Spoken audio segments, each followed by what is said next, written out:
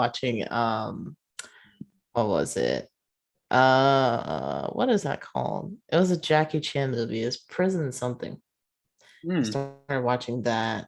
And then I watched a Jet Li movie that I also can't remember the name of where he was just like, I am nameless out here. I really am. I really am. But yeah, I was just going through their catalog because I don't think I've seen a lot of the things that are on there. So yeah, I don't know. I'm like hopping between right now. That's very weird. A very weird time for streaming services. So many of them. Except for Disney Plus. Disney Plus is the only one right now that I feel like they've got some kind of control over people as far as like the scheduling of shows and stuff, especially with like the Marvel movies coming out in between. They're the only ones I feel like are really, really popping off right now. Everybody else is kind of quiet. What you call it? HBO Max is pretty good because Titans is going on right now. And Doom Patrol is about to pick up, and then of course they're straight to HBO Max release, or their dual releases. They've been doing good. Amazon will pick right up once they drop a trailer for The Boys, which had just finished wrapping the other day. So Amazon will start to pick it up. Apple, like I said, a lot of people love Ted Lasso. Like they swear by that show. Apparently Trayvon's one of them. Cry every time, man. Every episode I cry, I swear. This is ridiculous. Yeah. I haven't seen it yet, so that's on my list. Joel was saying the same, that you guys are making me not really want to jump into this if it's that sad. Like, it's not. It's so. You just said you cried. It ain't about to be a sad cry. Listen, it's just so it moves you, man. Like for real, like something like makes you laugh, sometimes make you mad, and then just somehow it pulls it out. And I'm like, sometimes watching like, okay, not gonna do it to me this time, and then they do it. I'm like, what? This show is so good, man. It's just good. The writing's good, man. Like, well, I hope they continue doing a great job, because if I'm paying somebody $1 million per episode, these episodes better be the highest rated episodes ever in the history of ratings, ever. Some of the I just found out the other day that some of the actors are writers on it. I didn't know that. I was like, oh, makes sense. Makes sense. That's pretty cool. If they come from comedy, that makes sense. That makes a lot of sense. It's why I love BJ Novak. That guy is a freaking genius. I can't wait to see his new show on FX. By the way, I started the Last Man on Earth. It caught me with the first episode. I'm really intrigued. I'm like, okay, see what happens going forward. It's essentially like Walking Dead, but there's literally no men. It's literally just all women taking over. And it's actually really, really, really dope how they structured it. It's based off of a comic, but I never read the comic. So come on, Why the Last Man, right? Yeah. Why the Last Man? Okay. Yep. Yeah, okay. That's on FX, right? Well, the whole first season's already on Hulu. Oh. I didn't know they put the whole Hulu does that weekly thing all the time. Yeah, no, they just dropped the whole season. Okay. The whole season's up on there. So I'm like, I watched the first episode yesterday because I'm like, let me feel this out, see what it's about. I'm like, dang, I kind of like this. I'm digging it. What's up, Theo? So the reason why I'm excited for BJ Novak's show, the premise, is because apparently the second episode has John Bernthal and Boyd Holbrook in it. So I was like, I win. Yes. I saw that and I was just like, well, they got Tia. That was really all the marketing. That's all the marketing they need. John Bernthal? Okay, I'm there. I can just picture like Tia showing up to one of these events and like BJ Novak going like, who's excited? And Tia's like, I'm so excited. And he's like, what are you excited about? And you're like, John Bernthal. And he's just like, okay, next person. He'd be like, but it's a whole show. It's an anthology series. He only premieres for the second episode. It'd be like, yeah, and that's the episode I'm excited for. No other episode. Got it. That's it. That's or Tia watches the screeners and it's like, all right, what are your favorite episodes? One. Just one? Yeah, just one. Just one. Right, were they bad? No, they just didn't have John Bernthal. They just didn't have John Bernthal. Do you think there's any other reason why I'd be watching the Sopranos prequel movie if it weren't for the fact that John Bernthal's in it? And Like, Corey. And Corey. Like, Corey Stoll is a great addition. Don't get me wrong, but it's like John Bernthal, man. John Bernthal. Okay. And Trayvon, Kanan, as I knew he would. I'm not obviously going to say it, but he did just tell me what the thing we were talking about. Is it worth the hype? Is it? If what he's saying is true, yeah. Okay. What project is this? I'll tell you. I'll tell you later. Okay. Because I don't want to, bring up the subject.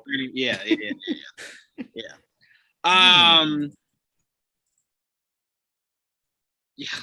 Ooh, I was looking at the chat for the stream. You have that poll up there. It's just yes or no. What's the poll? Did you enjoy What If this week? Oh, what are people saying? I've been hesitant to vote, to be honest with you. Who put it up there? Who put it up there? Where is this? I put it up Where? there. YouTube. Oh, yeah, I see that. I'm gonna go add mine. I'll add mine. It's no, by the way. This is tough. This is tough for me. Oh man. Oh, we got 4 people watching. What up, guys? Hello. So T, I just sent you what Kanan was talking to me about. All right. How does he know these Okay, I'm not gonna say anything on live, but how does he know these things? Apparently there was a screening already. So people are doing those. They gotta stop. Oh, speaking about screenings, really quick, I've been hearing really good things about Midnight Mass, which comes out on Netflix next week. But I guess like people are able to do the social media like reactions, and people are praising it up and down. So I don't know if you guys are catching that, but with how everyone is speaking really highly on it, I might check it out. Well, I'll check it out now that you said that, but it doesn't even sound familiar. I don't even know what it's about. The only thing. All right, so the only guy I know who's in it is I'm not sure if I'm pronouncing his first name correctly, but Rahul Kohli. He was in iZombie. Yeah. In the Haunting of Bly Manor. So he's in, and people are like really praising his performance and everything. I was like, well, I really like him, so I'll check out that show. Or I think it's a movie actually, maybe. I don't know if T. Oh yes, Tia. Me and you were trying to figure this out, and we were right. Her name is Vera Vermiga. Vermiga. Okay, there you go. Mm-hmm. Me and Tia were stuck. I was like, am I pronouncing this right? Am I not pronouncing this right? Yeah, I was just like, she's. Oh, it's a show. It's a show. Midnight Mass is a show. Yeah. Mm-hmm. Okay. Well, I've been hearing really good things, so just to let you guys know, there you go. Oh, go ahead. I'm sorry. Go ahead. I was just gonna say I haven't like been on Netflix in forever because they just haven't had anything that's like interesting. Were you guys talking about that? Yeah, we were just talking about this before you came on. Oh my god! Like I haven't been on Netflix in months because I'm like literally nothing interests me. Like when Narcos Mexico season 3 comes out and that's like over with.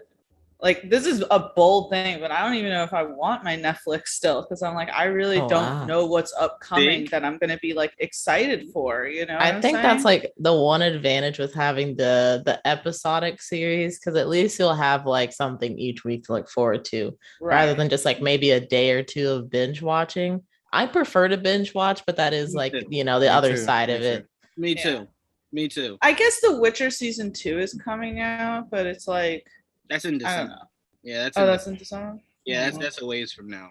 But no, I to me the only reason why I don't like week after week is, excuse me, sometimes an episode might not be good, and I kind of like the idea of, all right, next episode, I can just wipe that episode out rather than having to sit with it for a full week. Well, like can you imagine if like I know that the first season of Iron Fist wasn't very well received, right? But can you imagine if that was like a weekly episodic show, like how little people would be tuning in every single week as opposed to like, all right, at least you get the numbers of people wanting to watch it as a whole and being like, oh, does it get better? Let me see like the actual story play out. But if that was a week by week, I guarantee the numbers would have been super low. Yeah, to me, it's I guess what I never understand is television is weekly, right? Like actual cable TV is weekly. Yeah. The whole premise of these these streaming services were to be different than television, more Right. accessible. So the fact that I have to wait weekly is just like, well, you could have put that on TNT. You could have put that on TBS. Well, now they want to keep you subscribed. You know, they gotta keep you subscribed now. You could scared. get. There's so many of them, so they're scared you're gonna Here's the jump thing, ship. though, Trayvon. Here's the thing. Here's what no one ever talks about. If Netflix put out consistent good content, one show won't make me go, all right, I finished this, so now I can cancel my subscription. It's the problem Disney Plus ran into when they only had The Mandalorian. Yep. It's like, well, you have Yeah. nothing else. I've seen Lion King 467 times. Yeah, I think I talked about it Is- on one of the podcasts where my friend literally after Mando season 2 canceled his subscription. They're like, "Oh, why are you leaving us?" And he's like, "Mando season 2 ended. See you at season 3." the DComs on there. I'm good. I can go watch Jonathan again or something. Right, good. but I'm saying, I love that stuff. like picture if when Disney Plus first started, we had MCU shows. Mhm. We had Mandalorian, we had like we had all these different shows. Mhm. Some people would find it hard to cancel their subscription because it's like, damn, these are so many good shows. Mhm. So to me, if you release everything at once, but you have a span of 15 shows that are good that come out within 2 or 3 months of each other, people wouldn't leave. They would go, oh, I want to see that. Oh, I want to see that. But instead, I know I'd say this all the time, Tia, but there's like 900 El Chapo shows. And it's like, well, you think I'm staying for that? No. like literally, like after No. Narcos Mexico season 3 comes out, it's like, all right, can I like maybe no, because that's November. So The Witcher season 2 is December. I guess 2022 is going to start with Tia maybe not having a Netflix subscription. Yeah. All right. So I want to get into Marvel. First of all, welcome everybody to the MCR. We're the MCR of the MCU. We'll be breaking down, obviously, the Killmonger What If episode. But join with me is Trayvon, Jamie, and Tia. Super glad to have you guys here. Dom said he'll be on a little late. So before we jump into What If, I want to talk a little bit about the Hawkeye trailer. And what I want to talk specifically about it, because me and Trayvon and Joel did do a review of the actual trailer, is there are some connective pieces from that trailer that could lead to Tia's guy, Vincent D'Onofrio. I've been seeing that lately. Yeah. there are some. I'm not saying it will. I'm not even feeding into that. But there is a scene in the Hawkeye comic books where a villain has a flash drive of Hawkeye killing like some prime minister or something like that, and she holds a silent auction to sell off that video, and the person who buys it is Kingpin. There is a scene, if you catch it very quickly in that trailer, of a small auction in a wine cellar right before the wall collapses in. I'm not saying it is, but I'm also not saying it's not. There are a few different things that could trickle down into leading to, hell, the guys you saw in the jumpsuit, those are the henchmen of Kingpin. So there are some clues that lead to maybe Kingpin being in the show. I'll say this: if Kingpin is in this show will end right around, if not a little after Spider-Man. So it literally could be Kingpin entering Daredevil and then entering us into that that Disney investors meeting where maybe we get an official reboot of Daredevil. So I'm just saying, Tia, I know he's not your favorite character, but he could be the beginning of the gift that you've been waiting for. I have been waiting. You know that meme from Titanic? It's been 84 years. It's like it's been so long. Oh man. I mean, if you have one of them, right? Like let's just say you have, hypothetically, let's say if Spider-Man came out first, right? And Charlie Cox was in it. Or, Hawkeye comes out and Vincent D'Onofrio's in it. It's like, then there's literally no reason for us to think that they wouldn't bring back others. Because it's like, you've already shown now that you're willing to bring back these Netflix people. You know what I'm saying? I think to me, sorry. No, go ahead. No, go ahead. And, I don't think it's very far-fetched to think that Kevin Feige would bring back people, because he brought in the actor who played Jarvis on Agent Carter for Endgame. You know, he's brought back J.K. Simmons from a different Marvel universe. And even though he wasn't playing the character that we thought he was playing, he brought in Evan Peters to play a goofy version of Quicksilver. So it's like Kevin Feige clearly isn't opposed to having some of these fan favorites come back. So I'm just like, please. We were just scratching the surface on the Netflix, all right? We deserve better. But I will say, what I do want people to be cautiously aware of is, if he does bring back the actors, it's a really good chance he reboots everything else. Which is fine. I mean, it kind of sucks because there was so much goodness in the Netflix series, but we'll always have the Netflix series to go back to. So if they want to do a soft reboot, then it's like, it's better than nothing at this point. Like, I'm willing to, you know, like, hear it out. Did you guys see really quick? Remember that everyone was freaking out thinking that, like, in the Spider-Man No Way Home trailer, that those were Charlie Cox's arms, and now it's revealed that it's. I never bought into that. I was like, if Charlie Cox is in this movie, I do feel like that's something that Kevin Feige holds close to his chest. He doesn't let that be in the trailers. He's going to let you go to the actual movies and see if that's a thing. Well, we'll see, because Wong was in the Shang-Chi trailer, and he proved to be way more important than just the scene we saw from that trailer. Yeah, but Wong's in the Civil War trailer. But Wong's already. I'm just saying, Wong's an already established like character in the MCU, and we already knew that Tom Holland was going to be in the MCU prior to that trailer. So it's like, this is something that, like, Charlie Cox is. I'm sorry, he's not denying nor saying yes. I mean, he's like, well, I don't want to ruin anything. And I was like, okay, that's like a shit response. Andrew Garfield is kind of staying mum on it too. So it's like, that's something that if he's been very much of saying, no, I'm not in it. I know. He just said on Fallon's that whatever photo's going around, it's photoshopped. But again, and they already proved that. That is a video. They already proved that it was a deep fake. Again, these people aren't going to say yes, but again, it's the one thing that always frustrates me. I don't think anything needs to be a surprise for any of these movies. You don't need to add intrigue to movies that are already intriguing. So to me, it's the idea of, let's say this movie has no Charlie Cox, right? Let's say this movie has no Andrew Garfield, no Tobey Maguire. Just off of what I saw is intriguing enough. So to me, it's one of those things where it's like, I'm never a fan of that. I don't need you to hide things for me. Just give it to me. Tell me they're in it. Because here's the thing. If they came out today and said, you know what, Toby, Charlie, and Andrew are in this movie, would we really feel as though that ruins anything? We have no context in how they're in this movie. We already think they are anyway. Yeah, we're all sitting there going, they might be in there. So it's like, we live in a world where people put out smokes, people put smoke screens out, right? Mm-hmm. So either it turns out that it was nothing or that it was part of a bigger fire. So to me, it's like, we all are expecting them to be in it. So it actually works in reverse. If we get to it and they're not in it, then you have a whole bunch of people upset because they dreamt up these people being in it. Well, that's why I'm tempering my expectations. I'm like, it'll be a really cool surprise if they're in it.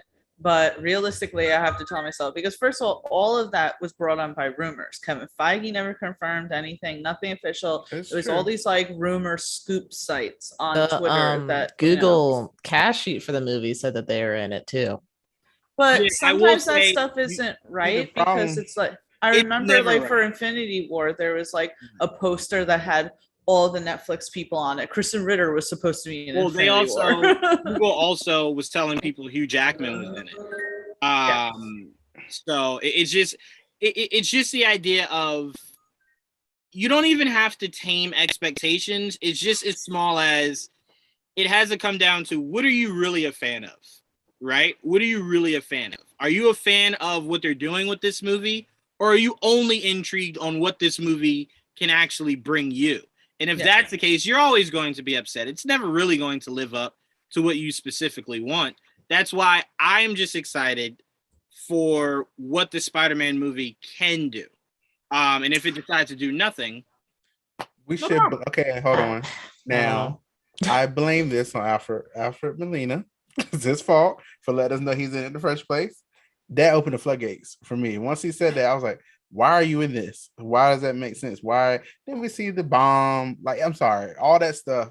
Well, no, it started with Jamie. It didn't start with Alfred Molina. Jamie Foxx came out and was like, I'm in the movie. And that was okay. Yeah, and that's another thing that, again, they're willing to bring in these like actors from their those movies. It's just you can't. Yeah, I feel like in order not to disappoint people, I almost feel like it'll be safer just be like, hey, like make an official statement. They're not in the movie. Please don't expect them to be in the movie. We hope you enjoy it regardless. Because keeping it so ambiguous at this point, it's almost like saying yes. Like, in my opinion. But to be fair, it's the Mephisto thing all over again. Even though I still feel justified. I didn't see that one at all. Like when I finished the show and I started looking at like the Mephisto thing, I was like, oh, okay, like that could be a thing, I guess, but I wasn't. See, if you know the comments, yes. My point is, for us, I didn't, Well, no, my point that's true. My point is, it was brought on by us. It wasn't brought on by literally anything else. No one ever said, "Oh, Mephisto's going to be in it." Like it was something that I literally just connected dots to, which all of us are doing. Well, if Alfred Molina's there, then obviously Toby must be. If Jamie's there, obviously Andrew must be. That's nothing Marvel ever came out and said. So it's us. That's why I'm saying rip off the Band-Aid and tell me they're not in it, so I don't hope that they are. But here's the thing, Jamie. If Feige ever came out and said this will not happen, I would never believe him. I would believe, oh, he's saying that so it catches us off guard. He is a guy that just does not bring attention to whether something is or is not. So I'm just saying, if you're expecting Toby and Andrew, right? Fine. Expect it all you want. Just don't be upset if they're not in it, because no one official that is in that movie told you that they would be. That's okay. For me, that's all I'm saying. For me, with the comparison of the WandaVision Mephisto thing, right? For me, I knew nothing. I had no idea who Mephisto was, never heard the word before ever until people started mentioning it in the videos. And I still didn't like read the comments or anything. I just going off of what these people are saying in these videos. I'm like, oh, okay, I get it. It's tied together. So you guys expect it. For me, for this Spider-Man thing, I'm sorry. We got Doc Ock from Toby's. You got the bomb, and you can hear Willem Dafoe's voice. Jamie Foxx already told us he's in it. It's just like you can't pull these villains and not expect us to think their Spider-Mans are coming along with them. 100%, bro. They used Mephisto's storyline in WandaVision. They're using it in Spider-Man. Just like that would make anyone who's aware of the storyline go, oh, well, Mephisto must be coming. But we've seen it happen where he has not. So what I'm saying is, I said this before, it's very possible that this movie is just about Strange and Peter going through the multiverse, and then what comes out of it is these villains from different universes. And it's literally just Peter having to stop these other universal villains. It's very possible that's what it is. That's all I'm saying. So I should be ready to expect the same disappointment from the boner thing, pretty much. Like, just that disappointed me so much when I saw him. I immediately thought Fox Universe merging, crossover, something. I did, and I did. I'm sorry. That's what I thought. And then when they got to the end, but I think it'd be pretty cool in Spider-Man No Way Home if it was like literally Peter having to, like, I don't know, go up against these villains from different. I wouldn't mind it at all. Here's my thing to you. I've said this ad nauseum. I'm gonna be pissed. I've had three full Tobey Maguire movies. I've had 2 full Andrew Garfield movies. I'm not yearning to ever see them, and if they are, great. If not, I never once, when Tom Holland became Spider-Man, said, you know what, one day I want to see the 3 of them together.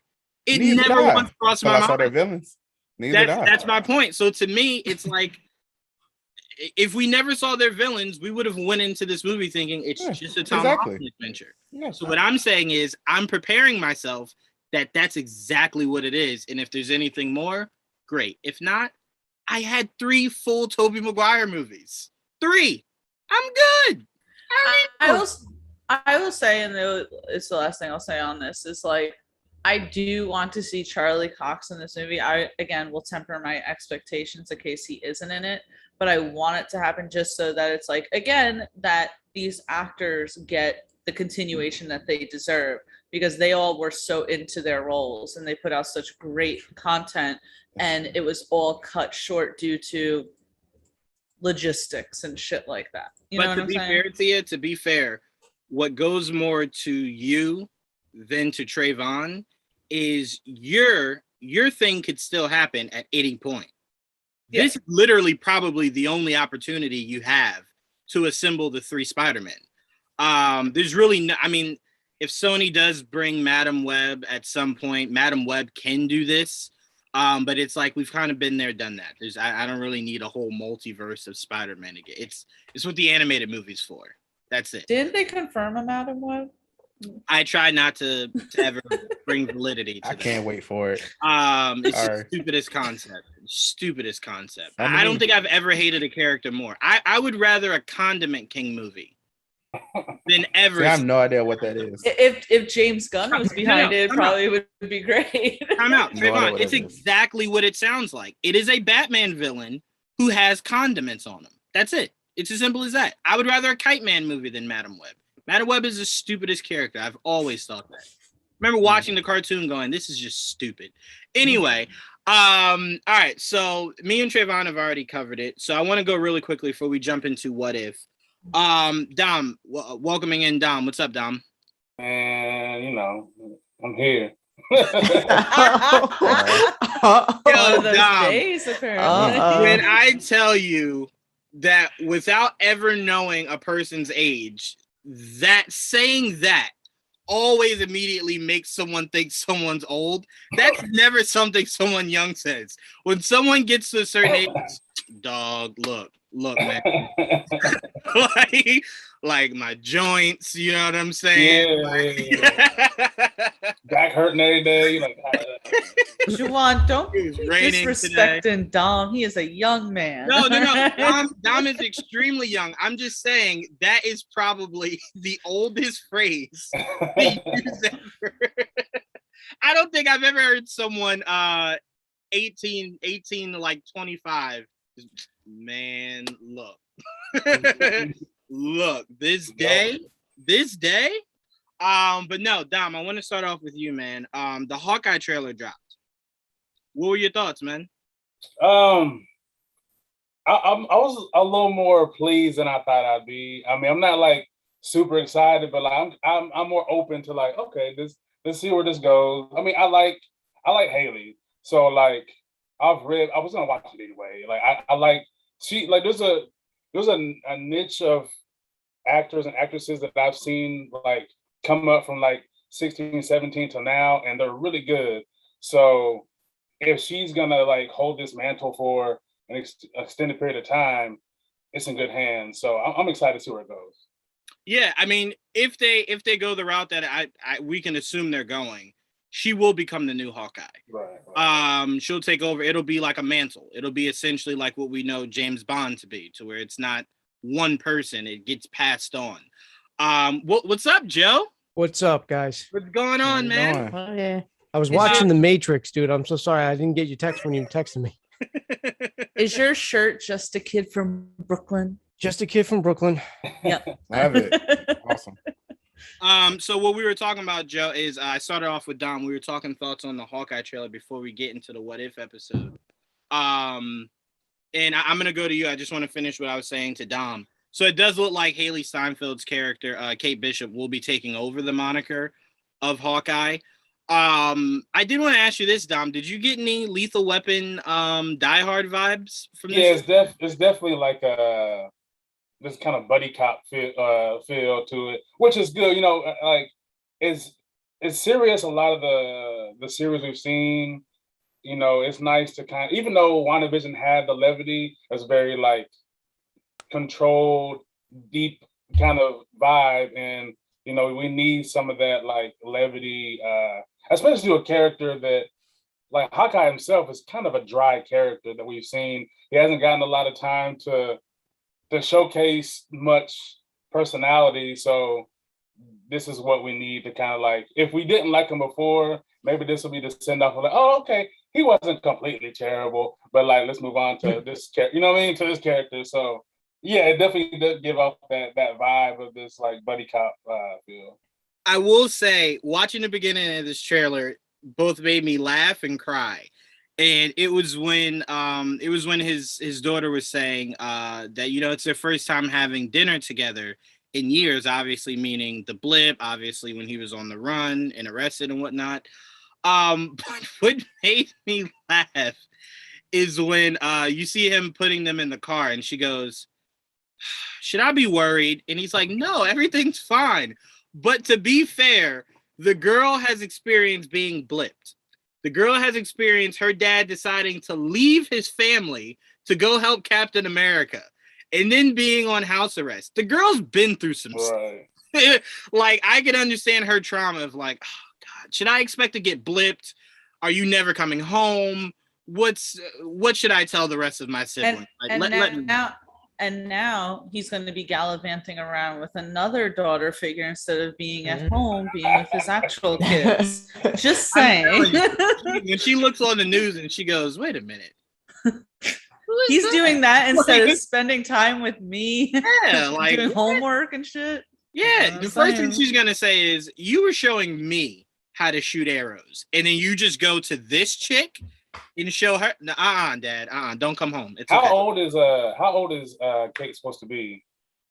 Kate, I would assume, is probably 20. I had to guess near her 20s, early 20s. Even this family for a younger woman. Shame. Right? What else can you expect from Hawkeye? Okay, all right. To live, Tia. To live. That's what we could expect from Hawkeye. I'm gonna jump off the cliff. Low blow. Right. What was I gonna say? But Joe, what were your thoughts, man, on this Hawkeye trailer? I honestly didn't know what to expect from this series at all. This was probably the one. I mean, I feel like I said this about a lot of the series that came out, but this actually was one that I was just, I might watch it. I might not. Hawkeye's not my favorite character in the MCU, but I liked it. You know, I agree with you. I got a lot of some Lethal Weapon vibes. I got definitely Die Hard vibes, but I think that's the Christmas thing too.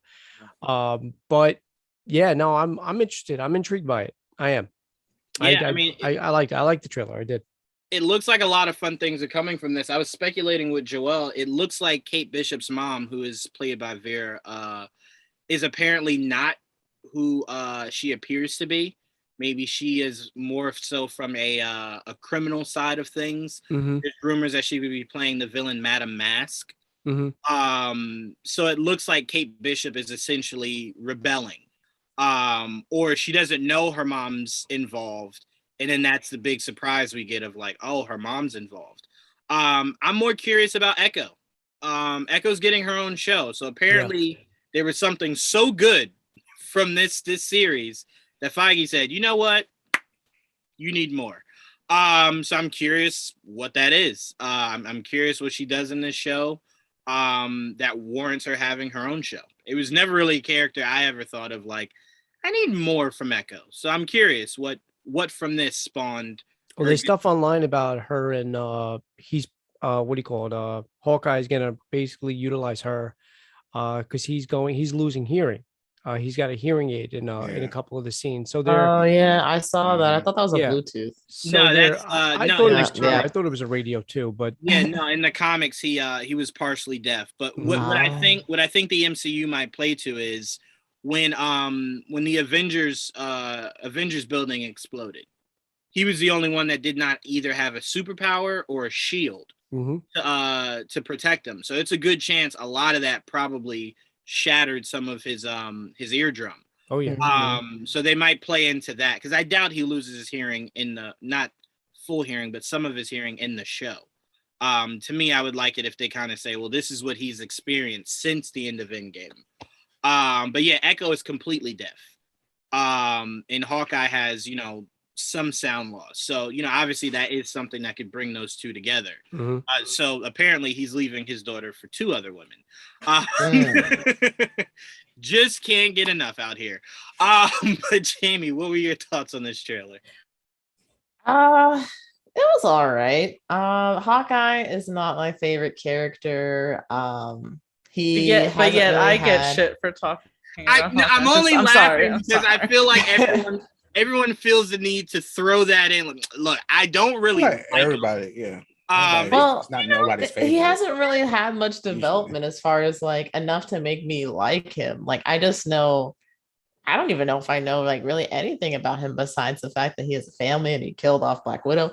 But I'm sorry. Did I Now, miss that? now see, Did he kill off Black Widow? I mean, she jumped.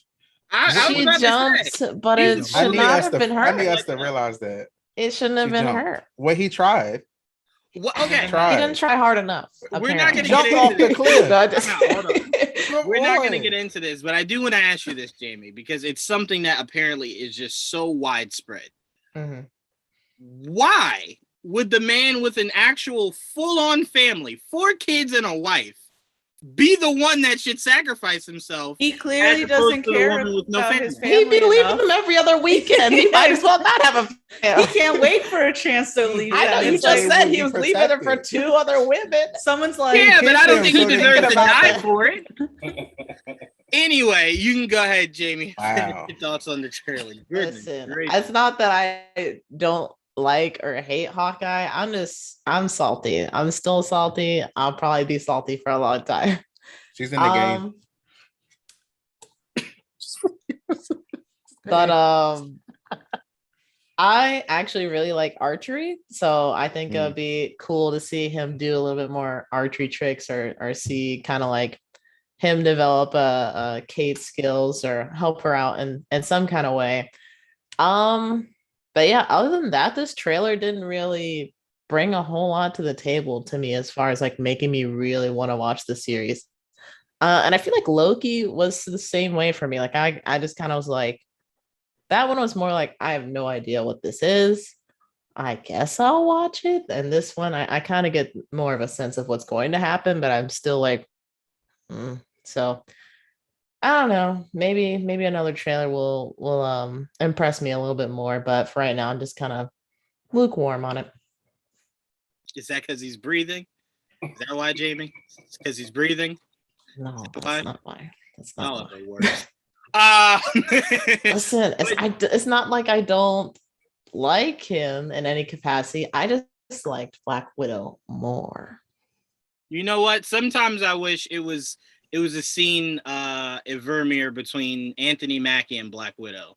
That way, I think a lot more people would be satisfied either way. It's like, oh man, he died, but who cares? Well, like how Juwan, he you're died with the literally wings, the though. It would have only been Black one. Widow. It probably still would have been Black No, Widow. it would have been Falcon at that point. It would have been like, well, you really have no one. Like, Cap doesn't really like you that much. Bucky's back. Well, he has his sister, his nephews. We didn't know that at the time. We didn't know Black Widow had a dad and a mom and the And that sister. most of us still don't care. But no, I mean, look, I think what will really appeal to a lot of people is Kate Bishop. Just like I think what appealed to a lot of people in the Black Widow movie was Yelena. Seeing the next the whole Juwan, I'm sorry, you don't speak for me. All of Black Widow appealed to me. I said a lot of Natasha, people, not all. Natasha, Alexi, Yelena. Melina, Yelena. It's Yelena. okay. It's Yeah. okay. Yelena. It's Just okay. Yelena. Well, you know what was missing from the Hawkeye trailer? Yelena, which is why it was a bad trailer. So there you go. All right, That's well, all we I got need to Tia's say. thoughts. We can get into what if. No. But what were your thoughts, Tia? Objectively, were there anything from this trailer that intrigued you on this series? Rogers the musical. Yeah. Because why is there a musical about Captain America? Well, like to fair- me, that's hilarious. To be fair, this series takes place right around Far From Home, Yeah. and right around WandaVision, but not yet anywhere near Falcon and the Winter Soldier. So to the world, this is essentially fresh off of Cap dying to the world. I don't know why Iron Man wasn't the one that got it, but I don't know. The guy who apparently turned his back on America Cap is more likable. Yeah. You mean the guy that decided to go dancing instead of the one who actually saved the world? That one's more likable. We're not getting into Sorry, this argument, I thought Cap deserved to do that. Sorry. But freaking Tony Stark had a whole funeral. Okay, he had a whole funeral. Give Cap his Broadway musical. All right. Can you imagine a Broadway musical about Tony? Come on. Yes, I would love that. No, it's kind of. I mean, it's kind of Steve's story is from more the First romantic. Agenda. It could be more easily adapted to a musical other than Tony's, You know what? You are right, Jamie. I think the most romantic part is giving up on the entire world so you can go Oh my god. He did not give up on the entire world. He literally saved the entire world. Tony, and Thor. Like the world has gone to shiznit since Captain America said, I'm gonna go dancing. It has been so look, he deserves not his fault. Look at Sharon. Look at Sharon. If Cap was there, Sharon wouldn't have went evil. She wouldn't have went evil. Look at that. Cap left, she went evil. Look at that. Look at the trickle down. On a run. Look at the trickle down effect. I have a question, really quick. Yeah, go ahead, Jim. Would a musical about what do you call it, Stark? Would it get a Tony? Bravo, bravo. It's better. There you go, Joe. I love it. Wait. Go ahead. I was trying to think if there's one last thing about the Hawkeye series. Yes, you can't wait to see it. You were saying that. No, you know what? I was gonna say I love how I get all the shit about not being a Hawkeye fan, but literally everyone here said he's not my favorite character or anything. But I didn't think it was anybody's favorite. Yeah. I just thought they would hate him. Everyone who has said that is no longer a friend of mine. So it's cool. The people. If your friendship is that easy to lose, I don't want it anyway. Oh my goodness. And by the way, the people who messaged me like a year ago telling me off about not liking Hawkeye, clearly he's their favorite freaking character. Oh wow. Yeah, he's up there for me for sure. He's up there. Joanne, what do you think? Should have been Natasha. Joanne, what do you think about the chance of getting Wilson Fisk in this? Oh, I was saying that before. So there are some pieces that connect to the comics that could allude to Wilson Fisk. In the comics, there was a point where someone had leverage over Clint, which was like this disc of him killing someone. And she held a silent auction, and Wilson Fisk was the one interested in buying it. And in the trailer, there's a small screen of scene of there being like this auction and like a wine. And then the wall blows up. Right. So it could connect. It could connect. And I'll tell you this, if it does, it's very smart on Marvel's part to give us Wilson Fisk right before a movie that people are speculating Charlie Cox could be in. It just goes hand in hand. Now, do you think we're going to get he's not in it? D'Onofrio's Fisk or somebody else? Well, if any of the rumors are true and it's Charlie Cox coming back, I would assume. I hope it's D'Onofrio. I think he did a great job as Fisk. Yeah, I would assume so. Definitely. And the reason why Wilson Fisk is important to incorporate at some point soon is that he is a villain that just stretches to so many heroes in New York City. Yep.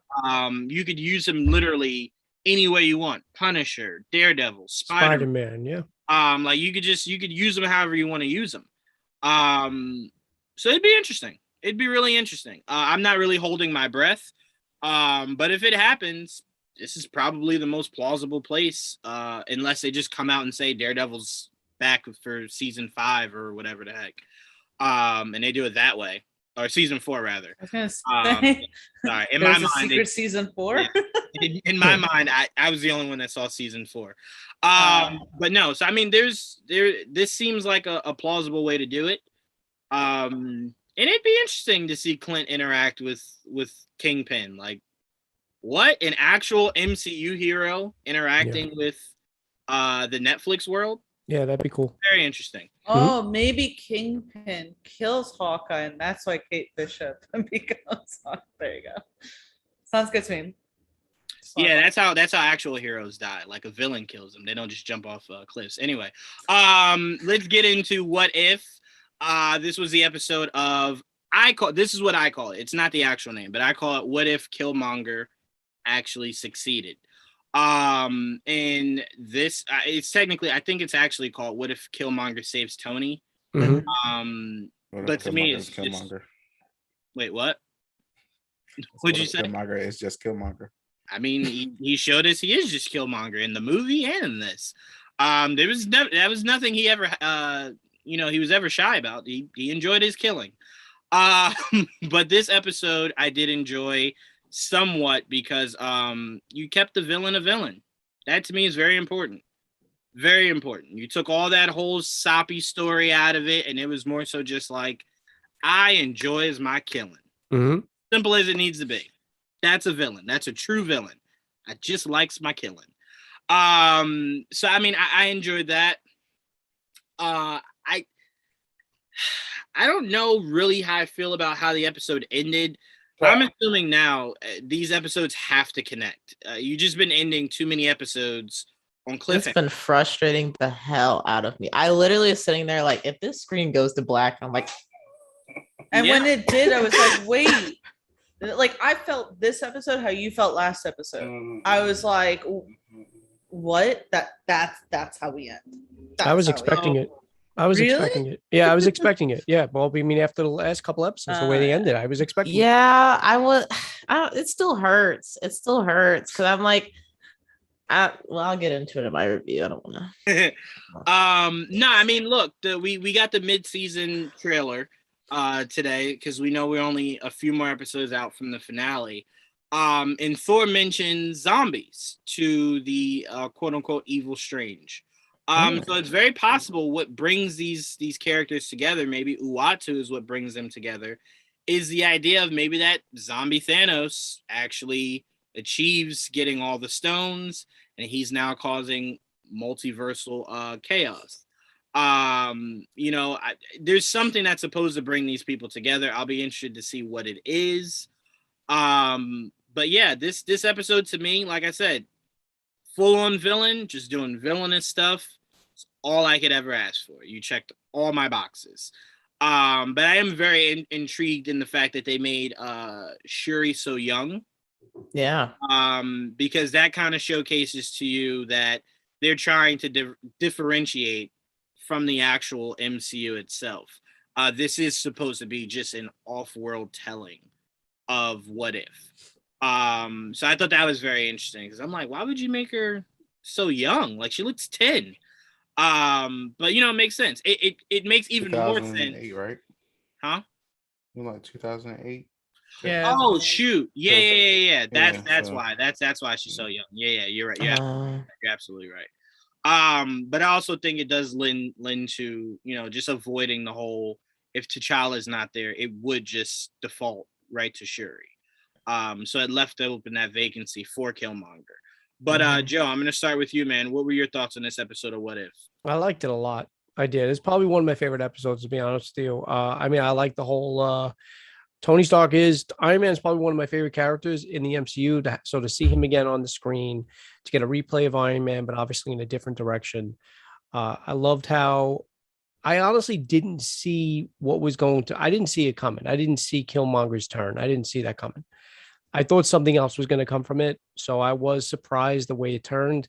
I love how he gave up Obadiah right away. Obadiah gets arrested. There's no Ironmonger. Was that it?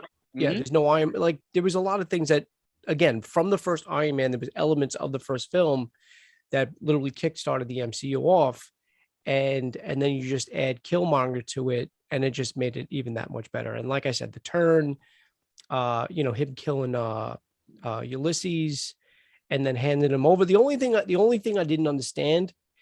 I mean, I understand why he did it. He wanted to seem like the hero, and that's why he activated the robots again.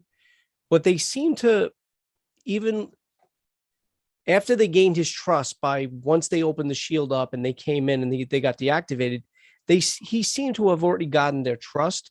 So I was a little curious why he had to go the whole route of reactivating them and then fighting them off, and then and then I guess it was more of a bonding thing. I have no idea. Wait, who's He had to get Auntie. Wait, who's Oh, he got to get Auntie on the side. Or is that what she was still on the fence? I think that's what I Okay, saw. maybe that's what it was. I'm talking about. So when he presses the button and reactivates them when they're on the other side of the shield. Mm-hmm. I was just saying before that happened, it looked like Shuri already gained his trust. I mean, he already gained Shuri's trust and the uncle. So Yeah. I just didn't understand why the battle had to happen. Well, no, he only had the uncle's trust because of the uncle's guilt. Shuri did not trust him. Neither did what's her name? Auntie. Well, no, the auntie, but who does deny one of the Okoye. Okoye. Okoye, yeah. Okoye didn't trust him either. That's why you see him look at Okoye and then go save her to gain her trust in the actual fight. Okay. The only person that trusted him was his uncle because of his guilt of leaving him behind. You know what he did, yeah. Of course, yeah, he knew what he did. It's why he was telling T'Challa, like, I messed up. I messed up big time. Where did Shuri gain the where did Shuri I might have missed something. I might have been on my phone, but where did Shuri gain the intel of it's never shown. It's never shown, right? It just pops up in Pepper's office. I'm assuming Tony Stark doesn't know who Shuri is or what Wakanda is, right? No, I think Shuri hacked. Yeah. Stark had on Killmonger. Oh, gotcha. Mm-hmm. And that's what she was showing. Because Killmonger probably thought he erased everything. Yeah, Stark that makes sense. He had it somewhere backed up. Mm-hmm. And she was showing it off, saying like, hey, I got the information. Mm-hmm. You hate him. I hate him. Let's get to work. So I wonder if that spawns us getting Rescue. That's essentially what Pepper Potts? That's Pepper's actual suit that Stark made for her. I'm curious. I think the only thing I did not like, Joe, was when Tony was like, I know what you did. Like, I want justice. I thought he would have made a version of the Mach 2 suit.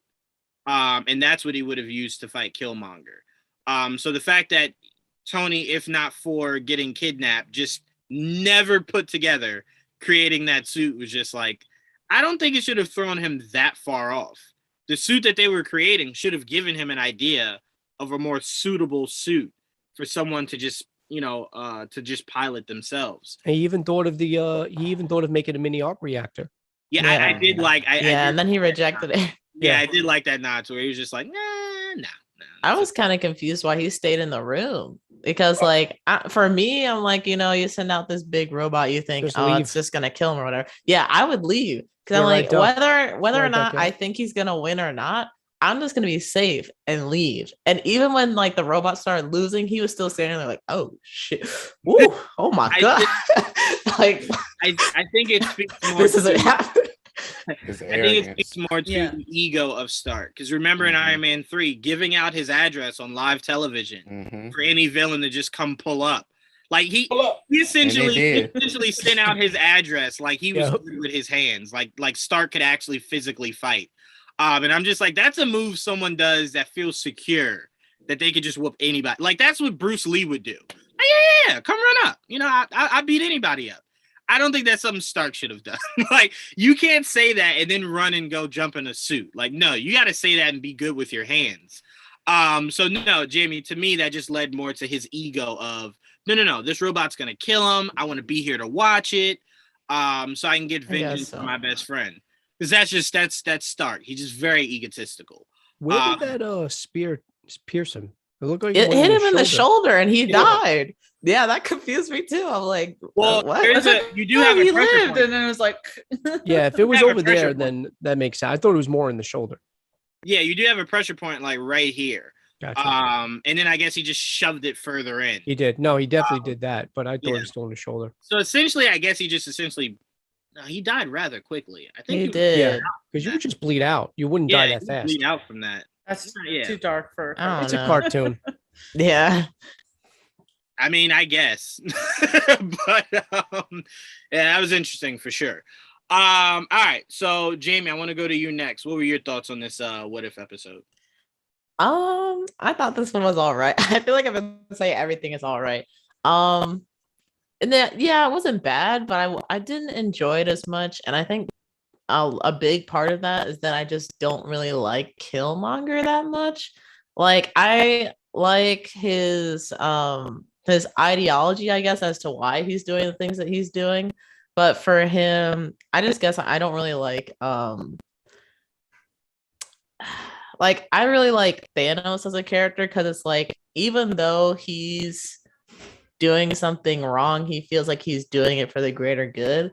Whereas Killmonger, I don't really understand like what his goal is because it seemed like he achieved something and then he like wants to take it a step further, but it kind of is like a diagonal step. Like 'cause he adds a little something every time for me. So I'm like, okay, like you I don't know. Well, I think his overarching goal is what he told Rhodey, which is just freedom for his people. That's his ultimate goal, and essentially, it's a two-prong. It's revenge against Wakanda for leaving him exiled, Mhm. and it's to free his people. He feels as though we're not going to get into it, but it's an accurate case. It's being oppressed still. So it's the idea of freeing my people, liberating them on one hand, and the revenge factor on the other. So it's kind of very Malcolm X-ish to where it kind of blends the line of I do want to free my people. So that's the unselfish part. But I want that sweet revenge is the selfish part. So I think those two lines people? where he kind of Which people? Wakanda? no. Black people. Just black people. Oh. Black people In as a whole. America. Yeah. Right. Gotcha. Right. I thought you were talking about Feels as Wakanda. I though- was like, that's like the richest nation in the world. No, he feels as though Wakanda could have helped all black Gotcha, people, but they didn't. Instead, they just focus on Wakanda. Got it. Yeah. So Okay. he was very outspoken about. No, he Does he? look, he was does not he wrong mean at all. Does he mean just in America, or is he saying across the world? Hmm. No, he's Because I saying across always- the world. That's what I was Okay. gonna And say. across I the always world. assumed that his goal was across the world. Right. Okay. It was global because they kind of just left out their own people. Hmm. And it's why that's why I was trying to say it's why Killmonger shouldn't come back, because his death is what made T'Challa go to the UN and open Wakanda to all people. So you just kind of you don't undo it, but it kind of just doesn't then make sense. Because his reasons for doing it was the sacrifice that Killmonger And made. I feel like you couldn't trust Killmonger. I mean, he Yeah. killed off Tony, Rhodey, and T'Challa. Every time he's on screen, I'd be like, "Who's he killing now?" It's literally in the name, Killmonger. Yeah, I mean they even brought it up. And to Joe's point, it's funny.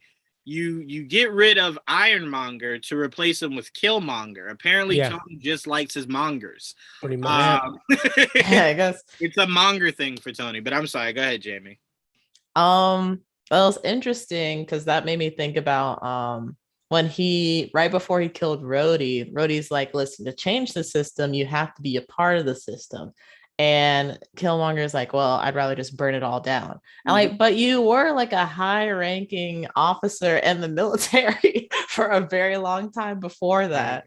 So you contradicting yourself a little. Like, I understand that, like, in order to get all the information that he had gotten to that point, it would have been easier just to join the military. But I don't know. Just killing Rhodey made me feel conflicted. It just made me feel conflicted. That was a shocking scene because he killed Rhodey and I'm like, okay, he's dead.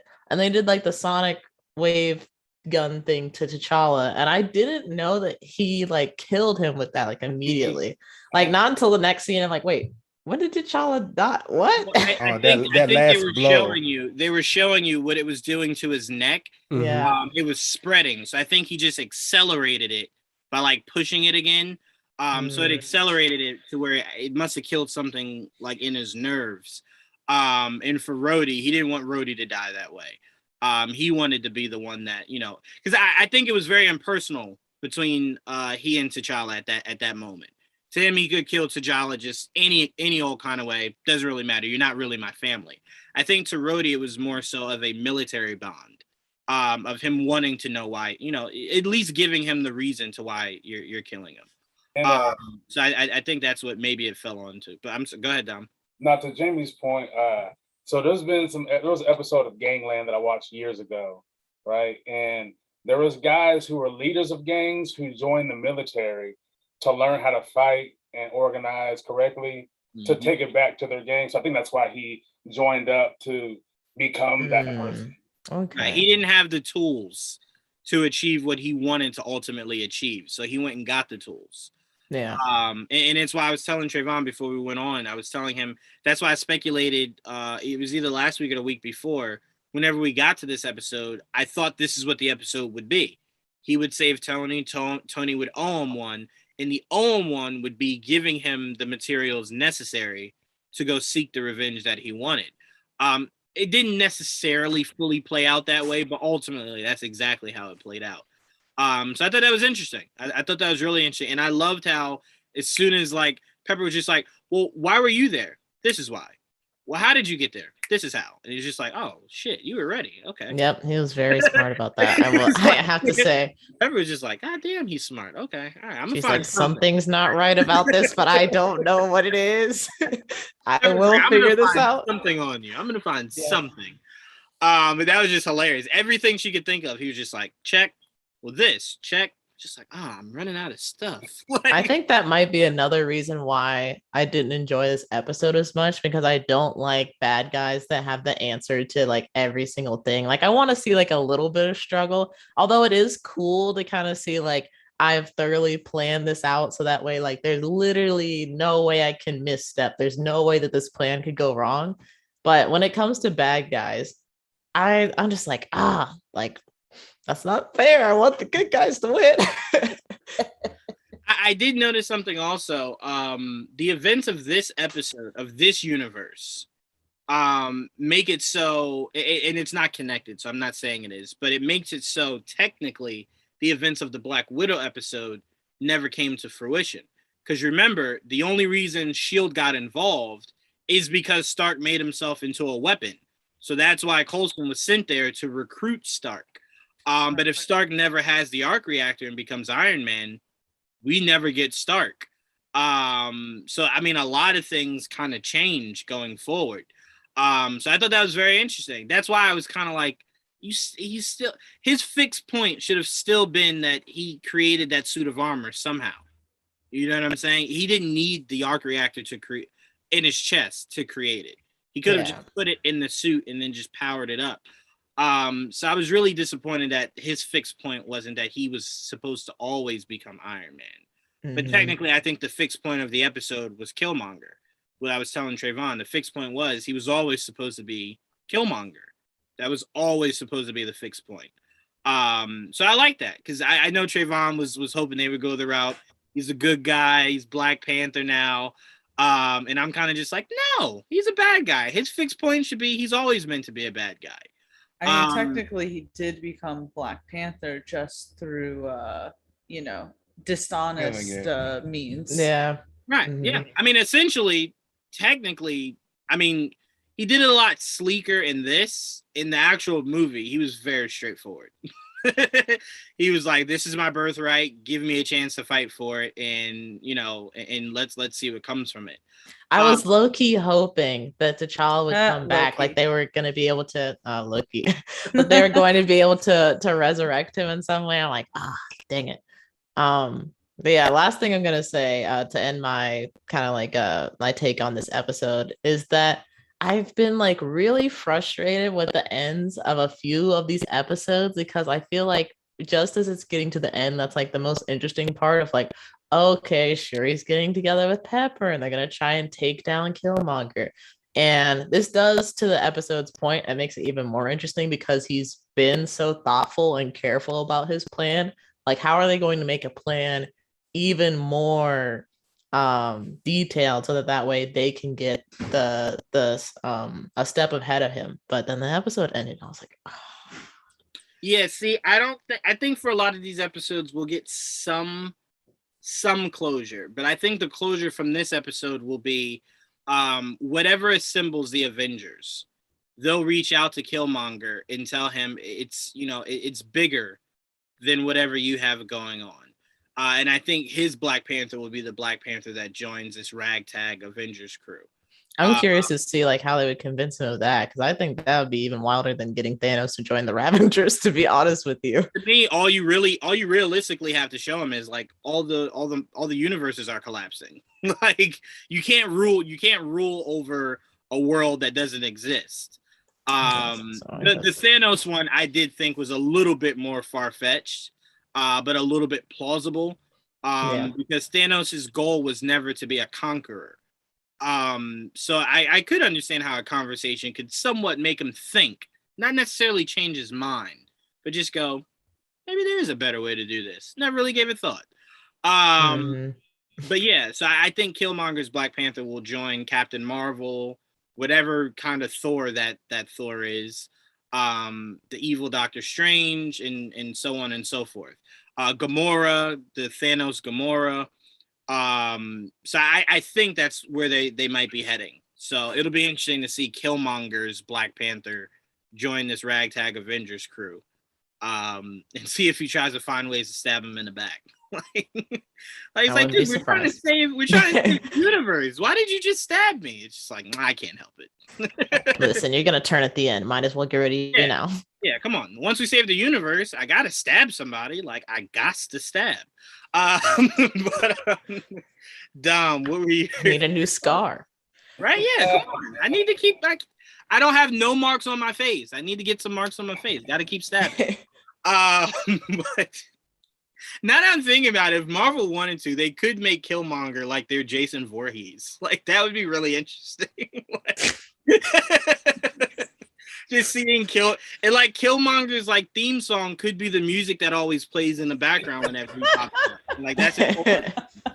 Now I want that. Oh my god, I want that. I want a Killmonger horror movie where he's just super stabby. But Dom, what were your thoughts? What were your thoughts on this episode?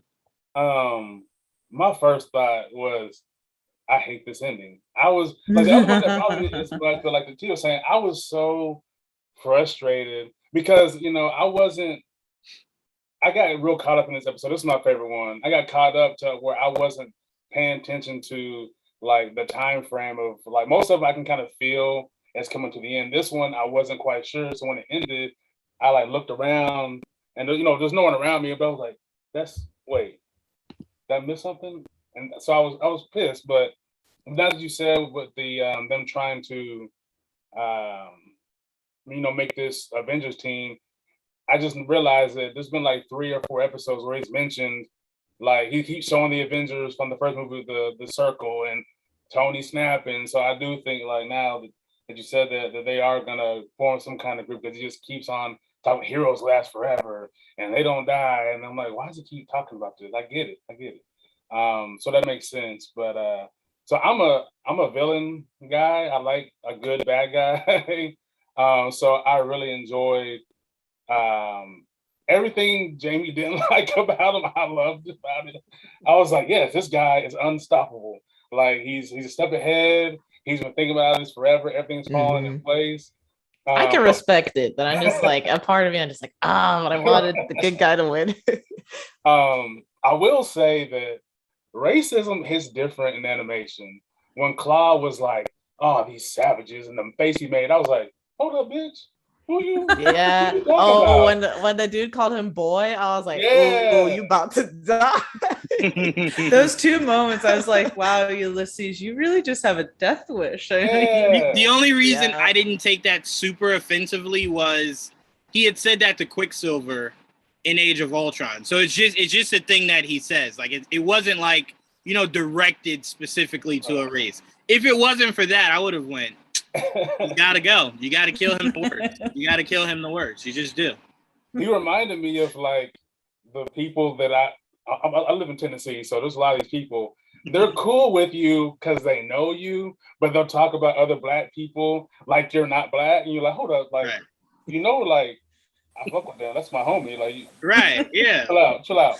But no, like, I was disappointed that Tony, because I had every like thought going into it that, like, as it was progressing, that Tony was somehow gonna create some kind of suit for himself, especially since he thinks ahead.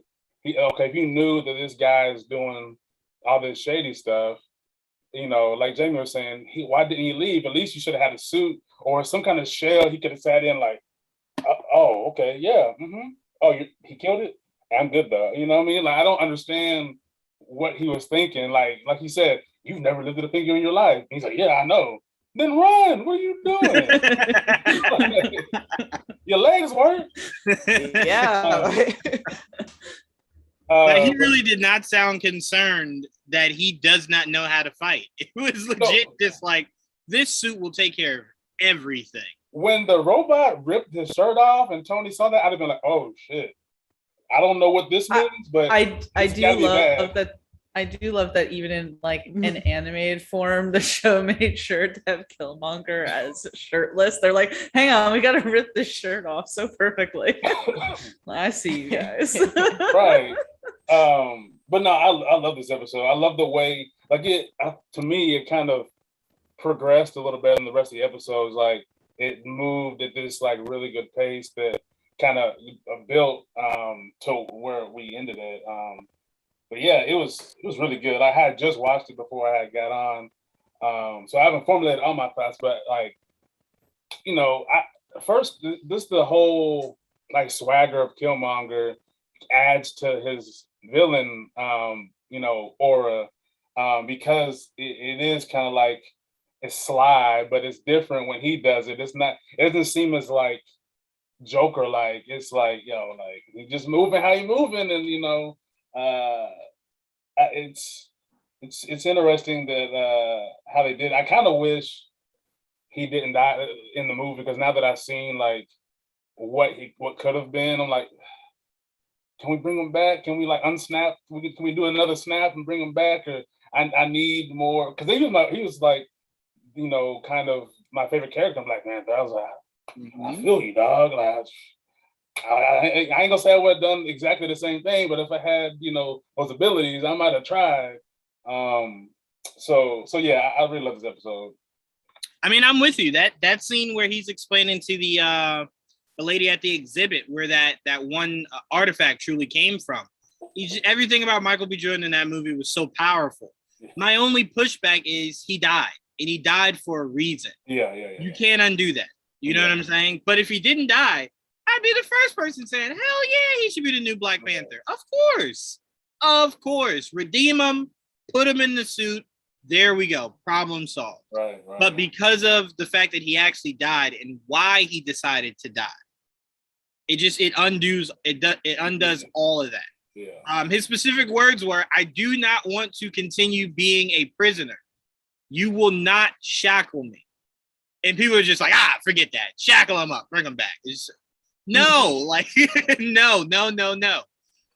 So who's to say with his travels and his mission, who's to say he ain't got, you know, a son or two or daughter out there who he you know, implanted these same ideologies, you know, as he's gone on. Look, you can't tell me that he wasn't traveling the world getting down a little bit, you know what I mean? Like, he got to let out some of that frustration. So he might have had some youngins and like, look, fuck all this noise you're hearing. This is what it is. And once they hear of his death, they might want to be like, I got to. How old are they going to be? Like 12? Hey, you know, aged up 5 years. Restart the story. Then it's like Killmonger's the one who died. Yeah, Trayvon, but the blip was only like what, 4 years? 5. How it's 5 years. I'm sorry. How rapidly are you trying to age these people? Dom, that's insane. No. That's insane. Joel brought up a great point that there is a character named Casper Cole that you could utilize. And you could even, Trayvon said you could even cast the guy from Bridgerton to be the Black Panther. And that would work. That would work. Interesting. To me, I think whoever the new Black Panther is should be someone that is from America, because you don't need the accent. You know what I'm saying? It's not something you have to force upon whoever takes up the mantle next. Obviously, we'll still hear it from everybody else in Wakanda. And we even played around with the fact of having Shuri as queen and having her knight someone as the new Black Panther. So she essentially stays in Wakanda to handle the everyday things there. And she tasked her quote unquote knight with becoming the new Black Panther. And he's who they send out to do Avengers stuff or whatever the case may be. So I'm like, I wouldn't have a problem with that whatsoever. But Killmonger, under no circumstances, should be brought back as a zombie, as a baby daddy. Nothing. There should be no lineage of his that takes over in the future. It's okay. We got the story we got from him. It was amazing. It was legendary. It will always be up there for villains. But they got to go a different route, whether it's Shuri or Casper Cole, whatever they do you think that, I know you're talking about that some of this show may leak into the MCU. So with, if it does go forward and Shuri and Pepper find some way to, take down Killmonger, and maybe we see a glimpse of Shuri as Black Panther because she'd be the only one left. Do you think that that's kind of a precursor to what we may see in Black Panther 2? I don't know. It seems like they're trying their best to stay away from that. So I'm not sure. I mean, we can assume Shuri's going to be Black Panther in this upcoming movie, right? That's a safe bet. Right. But we also don't know. Right. We have no information about this movie that's been filming for a while now. So I'm like, there's a reason why literally no details. Think about it. No castings outside of just the one has come out about this movie outside of obviously the obvious people coming back. So there's a reason. There's a reason why the two shows that they're doing for Wakanda have been kept under wraps. There's no details about that. There's a reason why everything in this whole Black Panther sphere that they're making is completely under wraps. And I don't think it's just because Shuri's going to be the Black Panther, because that's the most obvious. They might be doing something else. So I don't know. I can't say yes or no. I just know there's a reason they're keeping all of this under wraps. So it'll be interesting when more information comes out about this movie, especially if the rumors are true and Namor is in it. How do you even do that? Is it the route of Wakanda's under siege from with Namor? I have no idea. I don't know. But Tia, I'm gonna go to you next. What were your thoughts on this episode of What If? I saw someone point out that not only like in the first two episodes of this series were like really nice, right? Kind of fun, Captain Carter and T'Challa's Star-Lord, and now it's been nothing but death and sadness. And every episode they've pretty much killed Tony in. Episode 3, episode X, Y, and Z. You know what I'm saying? Tony dies in every episode. I think it was Joe who was saying that I enjoyed going back to like the Iron Man 1 days. I was kind of sad that Tony didn't say his comment about MySpace. I don't know why. I was like, just such a telling thing from 2008 for him to say, but still really cool. It was super impressive when Killmonger like took the missile and like flung it with his arm. I was kind of like thinking if he was supposed to have some sort of powers like right then and there, but it was just like, oh, normal everyday people can throw missiles with one hand easily. It's no problem. But I mean, at first I was a little like, Tony, you're being like way too nice because why was he in the desert? You know what I'm saying? He wasn't thinking those things, but it was still cool. And I kind of wanted to see where that friendship was going. But I also like that they kept Killmonger a villain, because I know there's been so many talks about wanting him to be redeemed. But as Joanne said, like, it's nice keeping villains as villains sometimes. So there was that. I think it was Joe again who said, I like that Obadiah got outed like first thing. I like that a lot. Killmonger's like, let's get him out of the way. I have a plan. I don't need this guy, messing anything up.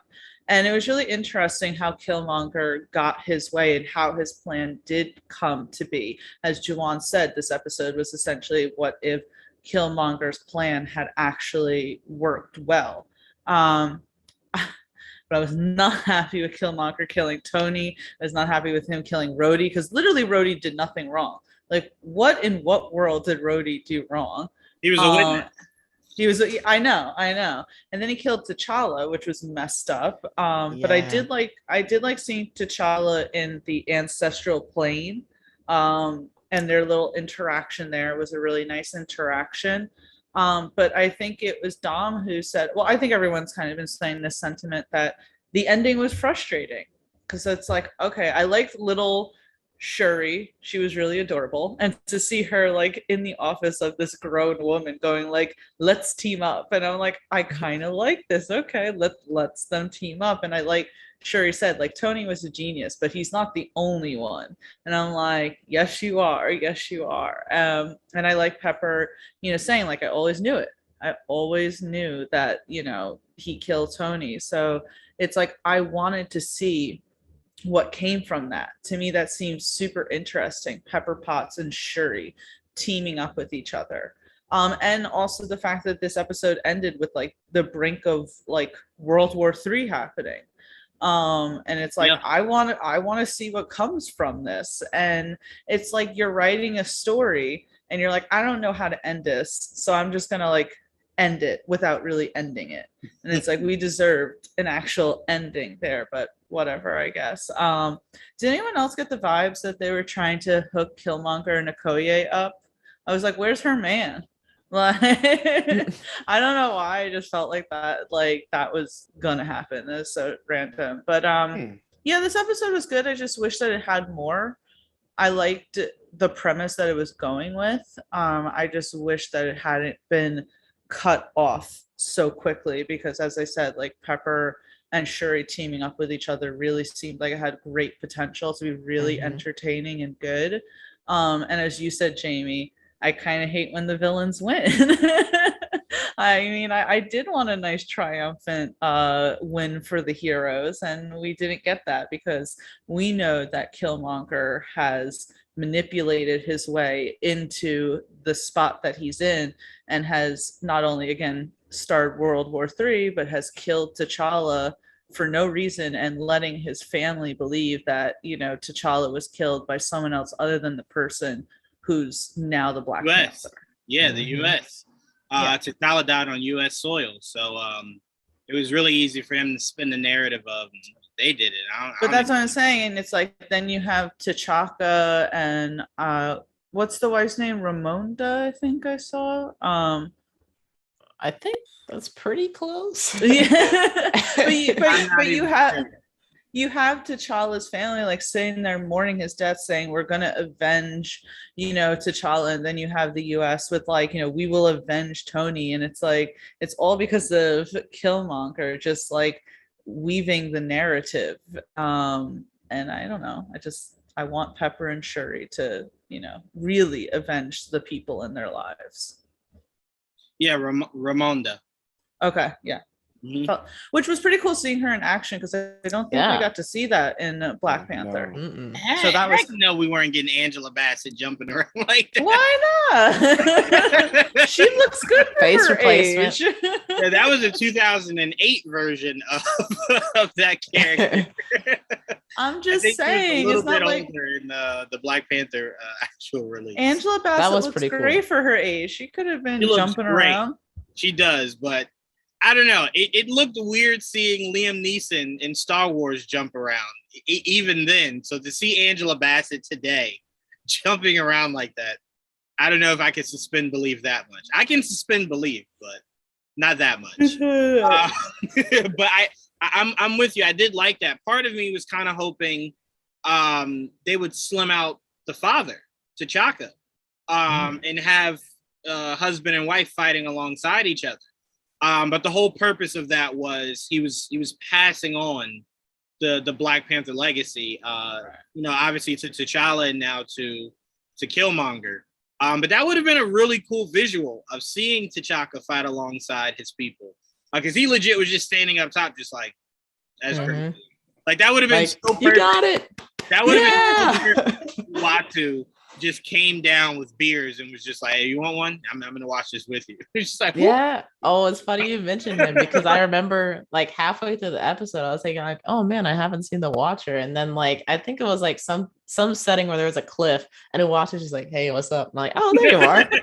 I'm telling you, he's getting like ever more present and creepier, clearer. Yeah. Well, he's getting clearer, right? Like before, he looked very like galaxy-esque. You really couldn't see him, and now it's like you're actually like making out what he looks like, and it's like he's just getting more and more interested in every single story. It's like stuff's happening. Yes, okay. I love it. Yeah, no, go ahead, Tia. I just want to say one last thing before you give it over to Trayvon. I did like the little line where freaking Tony said something about the robots looking like Gundams, and Killmonger's like, "What? I like anime." Yeah, I like which that I always reference. thought was funny because I remember a few years ago it's circulating around the internet, people saying that Michael B. Jordan should play Vegeta if there was ever a like DBZ live action. So I don't know why. I was like, thought that was a nice little tie-in. I'd be okay if he voiced Vegeta in something, but physically playing Vegeta, I'm just saying. Nah. I kind of want that to be a majorly Asian cast. Yeah.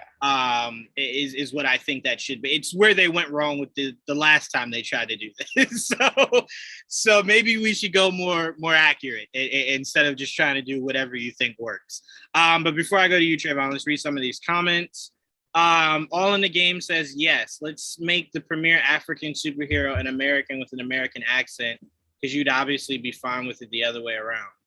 Well, I don't know, because that's essentially what Killmonger is. It's an American-born Wakandan. So there are Africans born in America, so there are people that immigrate. So right, I get what he's trying to say, but they've made it clear they're not recasting T'Challa. So I'm like, if they want to say that someone from the bloodline, like Casper Cole, exists in America and he comes over to Wakanda, it's legit what Killmonger just was. I think it would also be like, I don't know, I would kind of be curious who they would pick from Wakanda, because I don't remember anybody really sticking out as like they could be the next Black Panther. I guess because nobody was really looking like that, but yeah, other than Shuri, but yeah, that's our bloodline. He's from like a different What?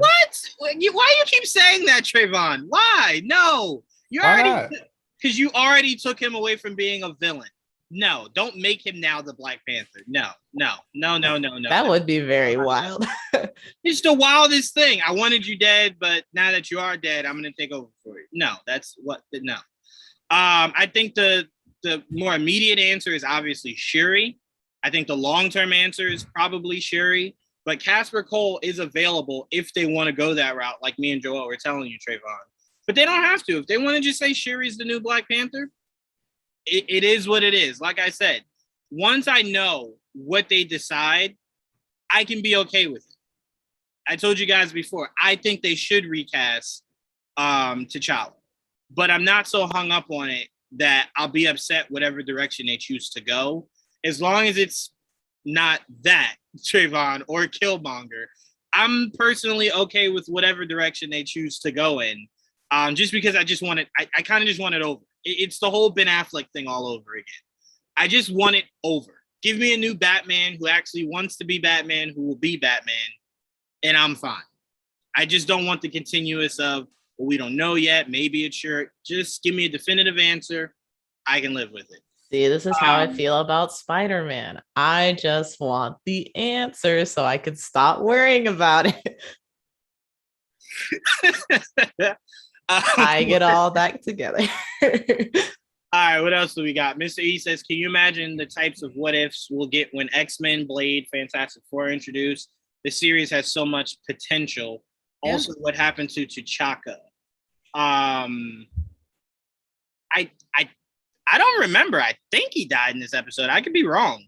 No, I don't think they tried to kill him or anything. He's fine. Just became Black Panther. He's chilling. I guess he just went on to live out life with Killmonger, I guess then. Yeah. Weird, but okay. That's his nephew, technically. He might have killed him right after he became Black Panther. Wait, say it again. He might have killed him right after he became Black Panther. We just didn't see. He might have. The look he gave him is why I could have sworn he did kill him. Yeah, he was throw him off the cliff, or something. That would be interesting. I mean, that's what I thought he was going to do to him. Honestly, when they were standing up there, I said, "Oh, maybe he shouldn't be this." Wait, hold on. What if he threw him off the cliff, and instead of seeing T'Challa, he sees Natasha, and it's just like Cliff. Like, it's just like You need to stop. I am not showing up for the Hawkeye series. Wait, hold on, The disrespect. hold on. It's T'Chaka, Natasha, and Mufasa all just like Cliff. Oh no. we're the Cliff people. We all just got cliffed. What about Gamora? Technically, Oh, she got Gamora. But he was thrown off. Gamora. That was a little different. But no, I mean, yes, you're absolutely right, Mr. E. When they get more characters that they can play around with, it'll be really interesting. I still want to know what the Luke Skywalker episode was he wanted to do that Feige said no to. I just want to know. I want to know what that was. That had to have been. Wait, Mark Hamill, like probably just dressing up as Luke Skywalker or something. I would accept that. I would love that. I just want to know what his plans were and why Feige immediately was just like, you can't do that. Like, no, it's just not happening. Yeah, I mean, I really do hope that we get more of the Fantastic Four kind of episodes, X-Men. But I think it's going to take a while because we have to establish them first before you give me a what if. They don't even exist yet. You tell me, well, what if? It's like, well, can I get the regular versions first? So I am interested to see when what if season 2. I mean, if they wanted to, they could go with like the bad version of the Fantastic That doesn't exist. That doesn't exist. Once Fox sold the rights, all that just went into the garbage. None of that exists anymore. None of it. It's just a memory. Gone. Doesn't exist. All right, what else we got here? Wait, let me scroll up.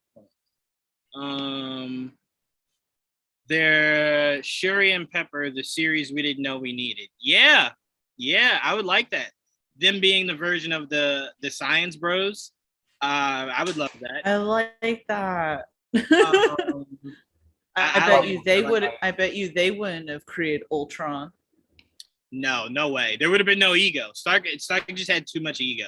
Yeah. And he made Ultron super sassy. Like Ultron was so sassy. Yeah, no way Shuri and Pepper would have made Ultron sassy like that. All right, let's see what else we got. They're almost ending it the way a comic book would end, abruptly with a cliffhanger. I think comic books are. I think you can kind of get away with that in a comic book, because the whole point is to get people to buy each issue. And I think it's harder today to get people to buy comics. But in a show, I kind of just feel like each episode shouldn't be the same time limit. Like if it's an episode like the Black Widow one, where you kind of had a beginning, middle, and end, and it wasn't really anything besides like an end credit scene, that could be 30 minutes. That zombie episode would have been. I think I would have enjoyed it more if it was about 45 minutes, 45 to maybe an hour, where you could have maybe expanded on the story a little bit more. So I think some of these episodes should have, or maybe going into next season, should have different time limits. If you want to really flesh something out, have the time to do so. But you shouldn't be trapped to just 30 minutes. If they don't like touch on them again, then I do agree with you. But if they do, then it's fine for now to leave them at cliffhangers. But I really do need some kind of expansion on a few of these. Right. So we got to wait to see how it ends to see if any of it connects. If it all connects, then no problem. Keep doing you. But if some of this stuff just kind of falls to the wayside, just make the episodes longer. Since I guess Tony is dead again, what will the Avengers be without him? I guess we're not supposed to know. All in the Game says he doesn't want Killmonger as Black Panther either. Excuse me. Joe says, would she be Black Panther or the Black Pantheress? No, it'd be Black Panther. Black Panther is literally like James Bond. It doesn't change per gender. Let me see. All in the Game thought that was a dad joke. What if Galactus wasn't a cloud? Okay, all right, enough. Go into your thoughts on this episode. What did you think of this episode?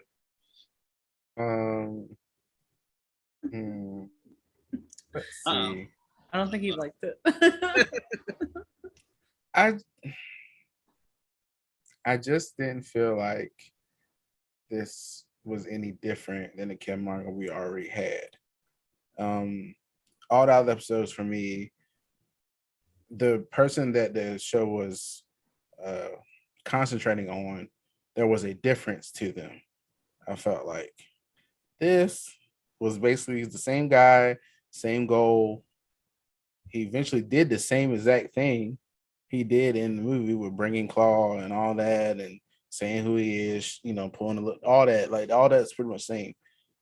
I mean, the robot thing. I don't know. I felt like Tony was a little bit too gullible. I was right with Pepper right at the beginning. I was like, yeah, Pepper, you're right. Like something right about this. Yes, I don't understand why he's so trusting. I don't know. It was just really, I don't know. Wait, why Tony was trusting? Yeah, Tony. I mean, he owed him his life. It's not that he owed him his life. I think at that point it was kind of just whatever I can do to make up for and again, they had a lot of comparisons. Tony even said it. Both losing their fathers at a young age. Mhm. There was a lot that connected them on top of Killmonger saving his life. Yes, did he maybe go a little too far, Tony, in some of what he was just willing to just sign off to Killmonger? Yeah, but I think a lot of that was, I think he connected with somebody in a way he's never really connected with somebody else. I mean, yeah, but helping, sure. Then CEO, then COO of your company. And he was literally ready $billion-dollar to sign company. his life away to him. we see it a lot of times, and I know it's not the exact same comparison, but we see it a lot of times in shows or movies where the dad finds his long lost son, and as soon as the son comes around, not even knowing who this kid is, he's never spent the day with. Here's my company. Here's my car. Here's my house. Here's everything. So I think, I think, like I said, because think about it, Tony's friendship with Brody and Pepper isn't on a level of what that relationship was, to where they just understood each other on a different plane because they've been through some of the same stuff. So I think that's kind of where in his head, it was kind of just like, I trust him the way I would trust nobody else. Yeah, sorry. I guard my money too hard. Sorry. No, don't do it like that. Oh, sorry. One thing I did notice that I'm sure nobody else has noticed. Only reason I noticed is because I love phones and tech and stuff. Why did they give him a flip phone when he was out in the desert? When he fell down, he was like trying to like call somebody.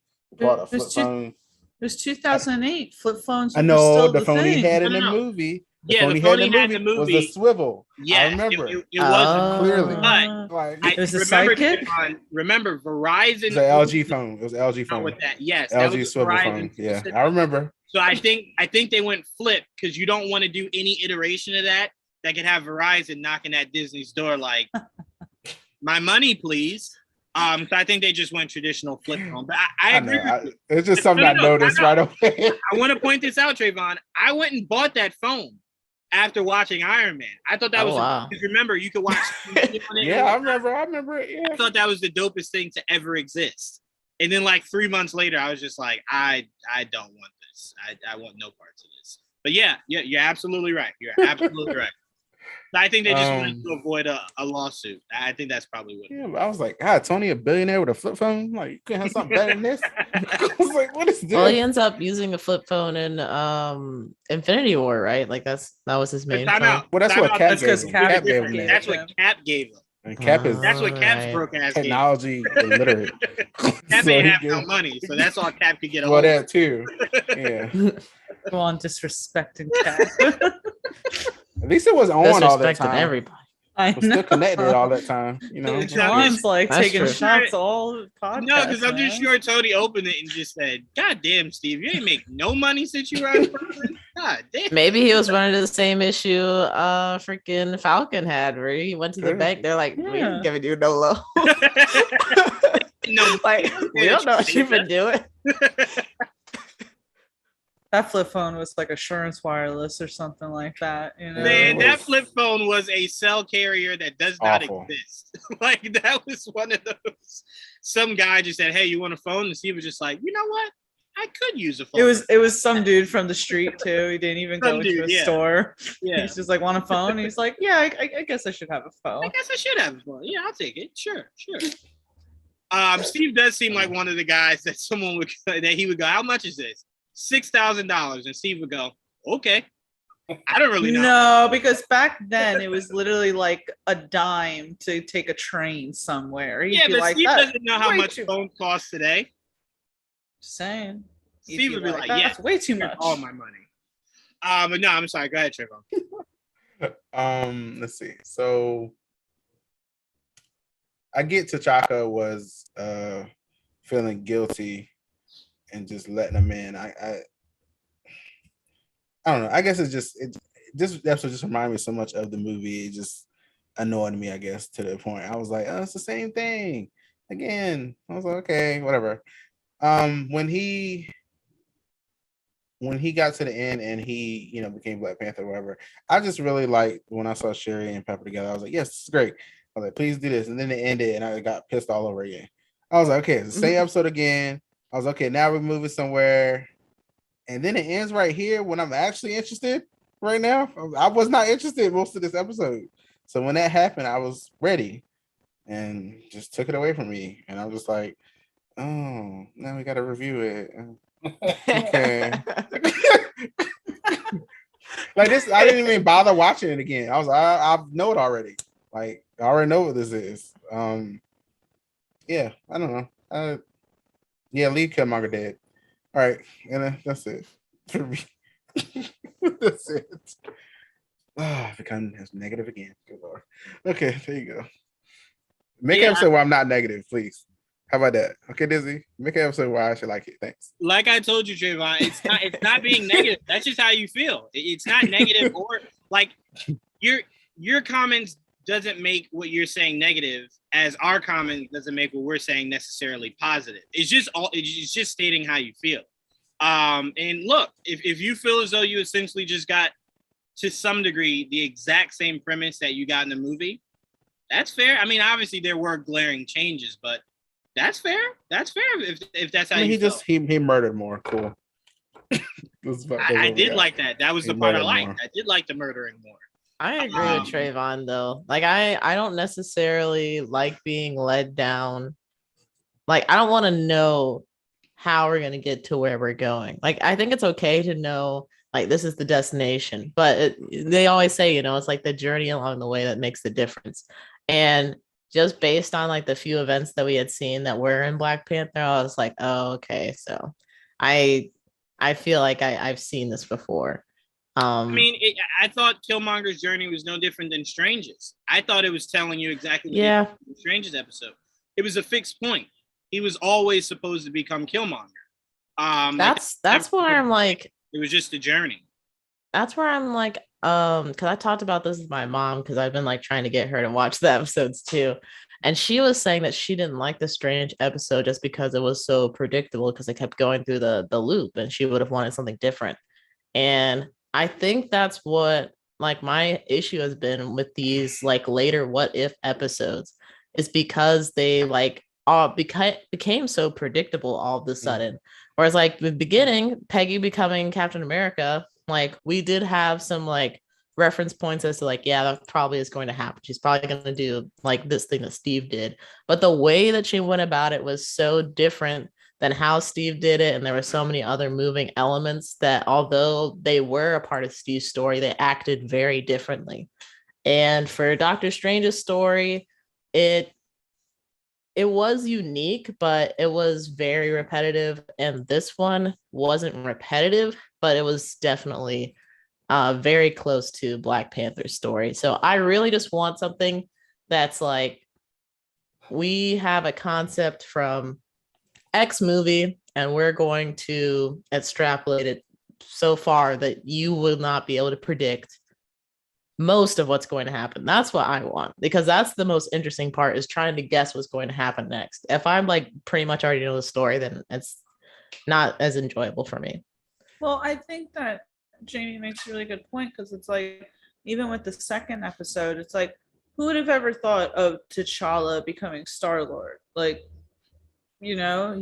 so And then it's like, who could imagine Thanos being a Ravager? But that's what these what if episodes are supposed to be. They're supposed to be like so far out there. It's like, I don't want to see, canonical MCU, because I have canonical MCU. So when you have in this episode where everyone is essentially behaving and doing what they were in the MCU, it's like, realistically, the what if should have been from the point of the Black Panther movie, where it's like, what if just Killmonger had gotten his way, I think so it's like, I very understand that.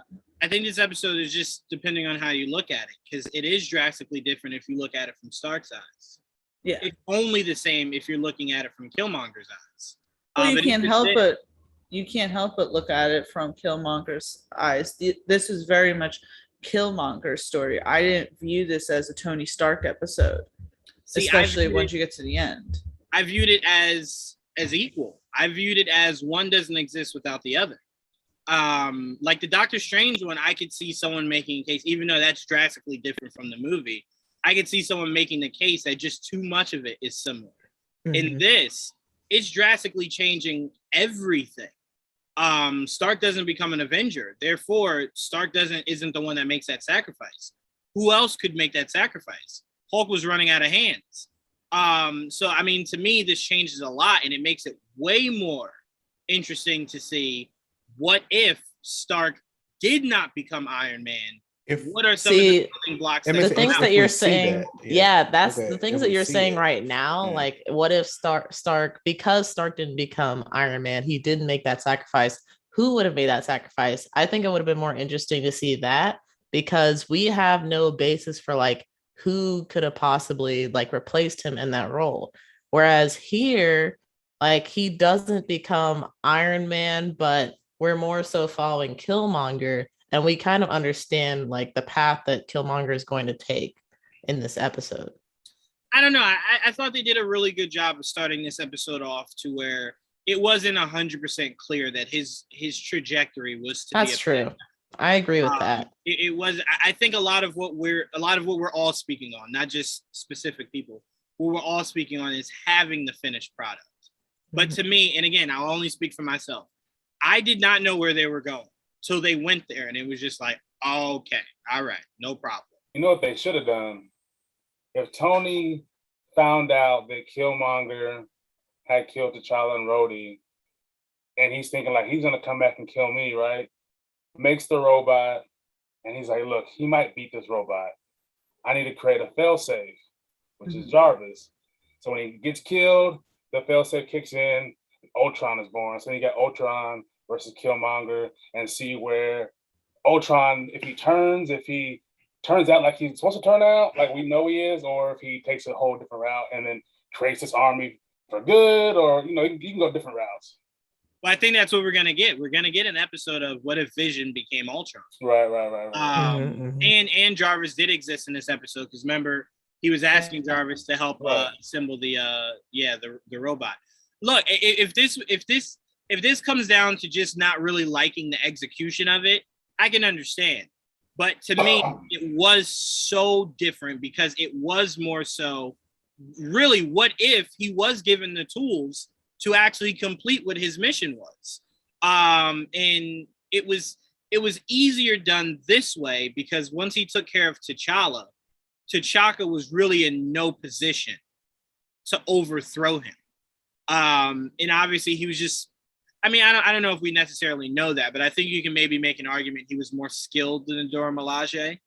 So it kind of seems as though Stark helped make him an unstoppable monster.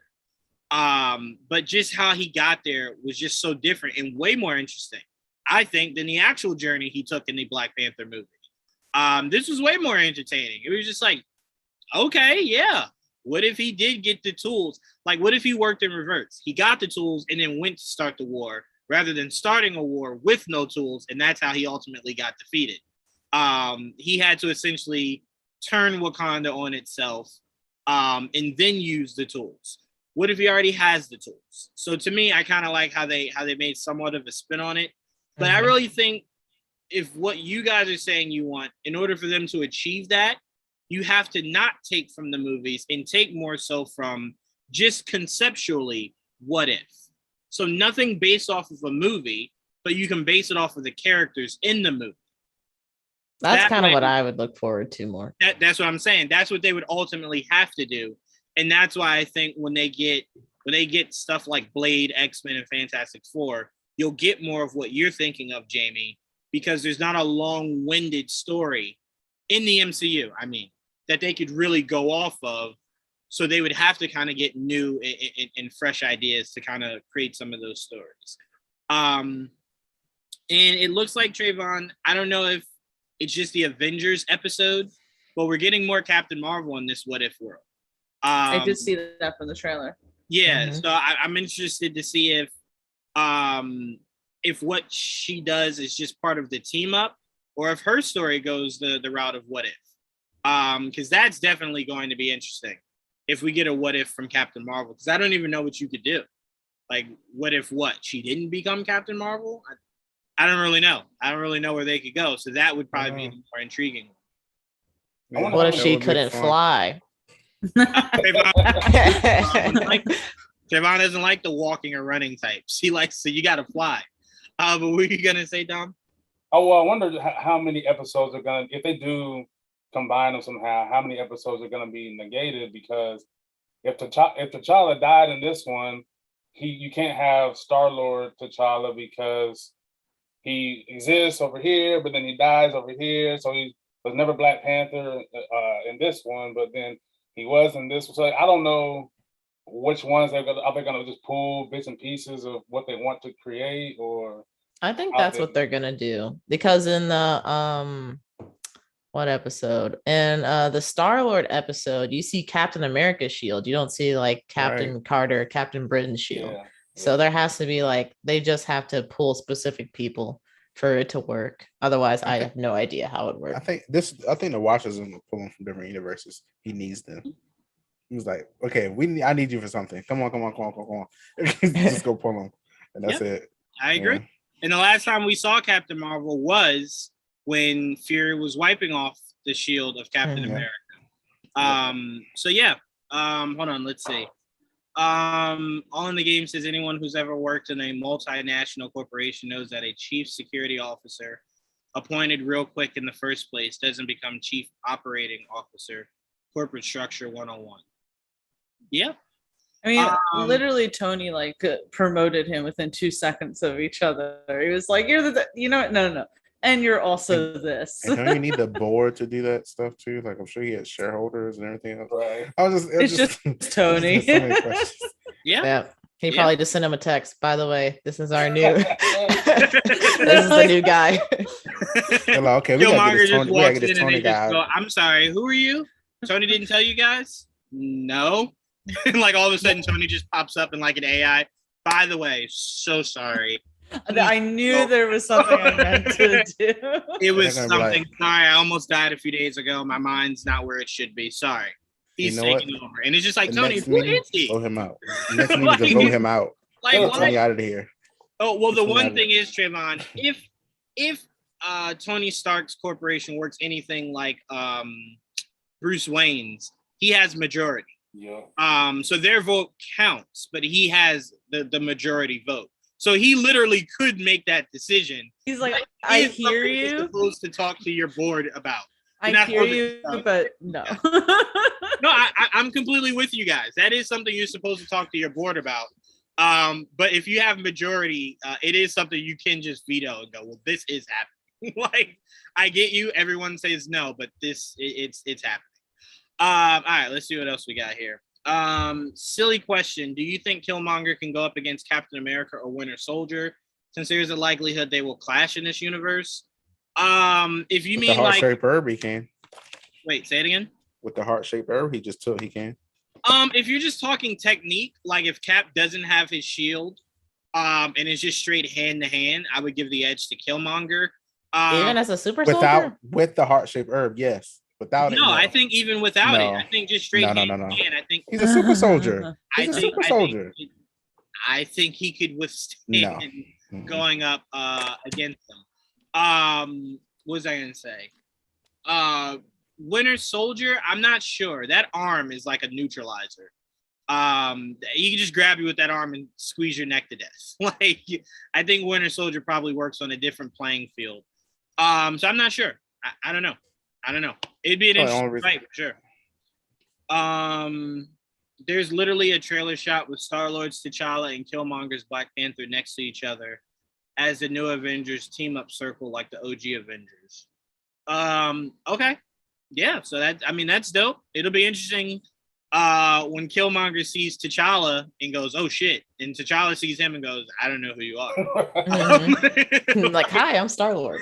It'll literally be that whole Thanos in Wanda scene all over again. So we're just like, you took everything from me, and he's like, I don't know who you are. Like, I'm sorry. Yeah, I'm sorry. I guess that's what you're supposed to say. So no, that'll be interesting. But yeah, overall, I think there's some stuff that they're doing with this season that is ambitious. And I'm just really curious to see what they do going forward in these next few episodes, leading us to the finale.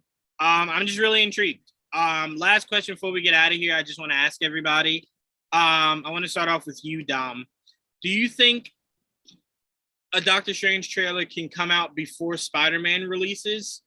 And it still work and not spoil anything, or do you think that's probably something we'll get the top of the new year, heading into March when the Doctor Strange actually comes out? Well, seeing how I didn't think the Spider-Man one would even come out in the first place, I don't know. I mean, I would assume that you could probably do like a slight teaser to just kind of give you like maybe a setting, or maybe you showcase Wanda doing something, I mean, something small that like gives you like, oh shit, like it's gonna be big, but not like let you know where the events of Spider-Man may lead to. So I think it'd be some kind of teaser that hopefully is not like a 2-minute long teaser. I need like I'm cool with like 20 seconds. I'm like, oh shit, all right, I'm in. You know what I mean? So if it is something like that, I think that's what it would be. But like I said, I didn't think they were gonna show the Spider-Man one at all. And the next week, like I talked all kind of shit. Nah, they're not finna show it. They're not finna do nothing. Then that next week, hey, you're wrong. Oh, all right, cool. So I don't know. We heard you talking junk. That's exactly what it was. It was just like, what? What did Dom say? No. Drop it right now. Right now. Prove him wrong. I don't know, man. I mean, Benedict is getting me really hyped. He says that this Doctor Strange movie is more ambitious than Spider-Man. In a movie where we're expecting, or some of us are expecting, to see more than one Spider-Man and possibly Daredevil. I'm really curious how you get more ambitious than that. So it leads me to believe some of those rumors we were talking about for Doctor Strange. We don't need to get into it now. Maybe there's some truth to that. Maybe there is some truth. We see a certain non-walking individual or a certain metal bending individual pop up in Doctor Strange to interact with Wanda. Because that to me is the only way you can get more ambitious. If the Spider-Man movie does indeed do what a lot of people think it's going to do. Jamie, same question. Do you think we'll get this Strange trailer before Spider-Man or after? I feel like it would be better to do it after. Because I don't know. It just feels like the Spider-Man is what we've been leading up to towards the end of the year, and to then be like, oh yeah, but look at this real quick. I don't know. Like, I think it could either maybe draw some attention away from Spider-Man, depending on how crazy it is, or it can just get completely overshadowed. So I think it might be better just to wait. The only reason why, Jamie, it's really tricky. This comes out in March. Spider-Man essentially comes out a few days before the new year. So you're really only leaving yourself a month and a half of time to really promote this before like the premiere leading into the worldwide release of it. So it's not that much time. If they if there was some end credit scene that like tied it in, that could work as like a little promotional thing. That's exactly what I was thinking. I would really like it if we get one end credit scene from this Spider-Man movie, and the second end credit scene is the actual trailer to Doctor Strange Into the Multiverse of Madness. that's never been done before. It would be some pretty ambitious stuff to do. To where everyone's just like, oh my goodness. Like, wait, what? That's what's coming down the line. I think that would be really, really, really dope. It obviously won't happen because, of course, we're never lucky like that. But it would be something really cool that's never been done before, where the end credit scene is a trailer to the very next movie coming out. Just doesn't happen. So I'd be curious. Are you thinking of a time it's happened to you? Yeah, sorry. I didn't realize I was on mute. Didn't that happen after Captain America, the first Avenger? They showed the trailer to the Avengers. No, I thought that movie ended with Steve waking up and then running out and seeing the new New York City. Yeah, but then I could have sworn that, or maybe it wasn't that. It was one. There was one movie in Phase 1 where afterward the end credit scene was, because I vividly remember that trailer where like Natasha's walking through the hallways and everything like that on the helipad and shit like that. So I could have sworn that I think that was at the end of Captain America vs. Avenger. I know what you're saying that they showed that, but I think that was at the end of the movie, and then after the credits, I think then they showed the trailer to it. Pretty sure. Let me see. Hold on. Let me see. I think it's popping up now. I don't know. I don't remember that at all. I remember only one end credit scene. I remember only one. If there were two end credit scenes, I only remember the one. I think I know what you're talking about. I think one of the end credit scenes might have been him punching the speed bags, because that scene was actually in the Avengers movie where Fury. No, I know. I could have sworn that one of them had like a lot of, I don't know. I could be making it up. It's been so long. It's been like 12 years. Someone's saying it. Someone's saying it on YouTube, but I don't remember that at all. But that doesn't mean it didn't happen. It just means I don't remember it. So we'll go with it happened. Because there's no proof telling me that it didn't. I'll go on Disney Plus later and literally put the movie on and just fast forward. I could have just did that. Okay. So T, how good are you? Do you think we'll get this Strange trailer before or after Spider-Man? Well, I like what Dom said, where he was like, he didn't think that they were going to release the Spider-Man trailer, and they did. But I do want to say that I think that they're going to wait, only because the fact that Strange is in No Way Home, and I feel like the Multiverse of Madness is clearly a result of whatever happens in No Way Home, that they'll want to wait for that to come out. Now, how long they wait for it to come out, whether it's like literally it premieres that day and then the next day we get a trailer. I don't know how long they wait to release that trailer, but I want to feel that trailer doesn't come out till the movie comes out. I mean, it'll be very interesting because I don't think necessarily, I think there's a lot you could show in a trailer that has nothing to do with what's being shown in that Spider-Man movie. Like if the trailer just revolves around Strange and Wanda, I don't think that touches on really anything that's in the Spider-Man movie. What? Tia, you're right. Yeah, all in the game says Tia was right. Yeah, it's right. Yeah. Wow. Wow. I literally don't remember that at all. I don't either. I remember him because I remember being in the theaters. Because I remember being in the theaters again, like back then, not knowing what the hell was happening. Being in the theaters, then seeing the trailer T-Pop, but it's like, oh my god, they're all coming together. Oh wait. It's the actual trailer at the end. Like, it's the actual trailer. No. Full trailer. No, Tia's right. I'm remembering now. I never saw First Avenger in theaters. I think I saw it on DVD, and I think the one credit scene that I saw was him running out to the street. That's the first one. That's the first, yeah. I probably didn't stay. I was probably really ready to just be over with that. Well, there's the first one, then there's a second one where Nick Fury comes in, and then there's the trailer at the end.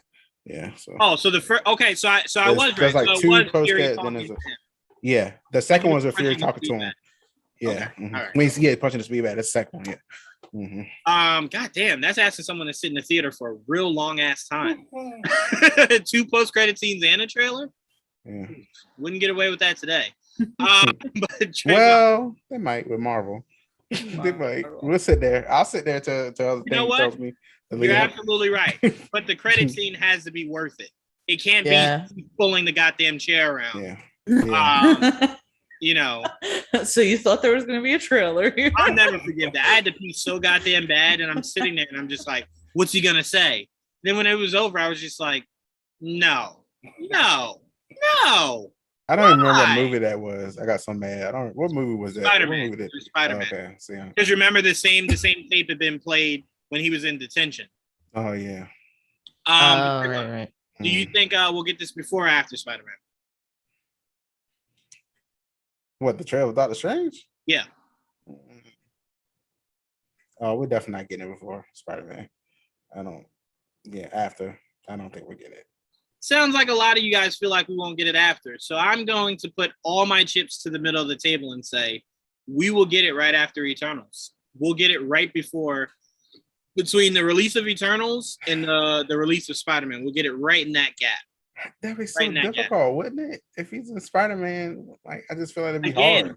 If you just splice that trailer where it revolves around what the premise of that movie is, and some of the scenes with Strange and Wanda, you can get away with it. You 100% can get away with it, for sure. I mean, hell, we think there's some connection between Morbius and the MCU. And we got that trailer a long time ago, and then got the Spider-Man trailer, and we assume the events of Spider-Man is how Morbius is tied in. So again, that's why Morbius got indefinitely pushed. Wait, what did you say? So that's why Morbius got indefinitely pushed. Like, do we have a date for it? Get the hell out of here! Yeah. Because just too much of it doesn't make sense. The painting on the wall being Tobey Maguire's suit, right? The Vulture being the Daily Planet notice on the bus saying, "Where is Spider-Man?" I'm not gonna lie, I completely forgot about that movie. Vulture. Yeah, that's funny. Yeah. So many people have. They're gonna have to give us a new trailer at some point. And then seeing, like you said, Vulture at the end.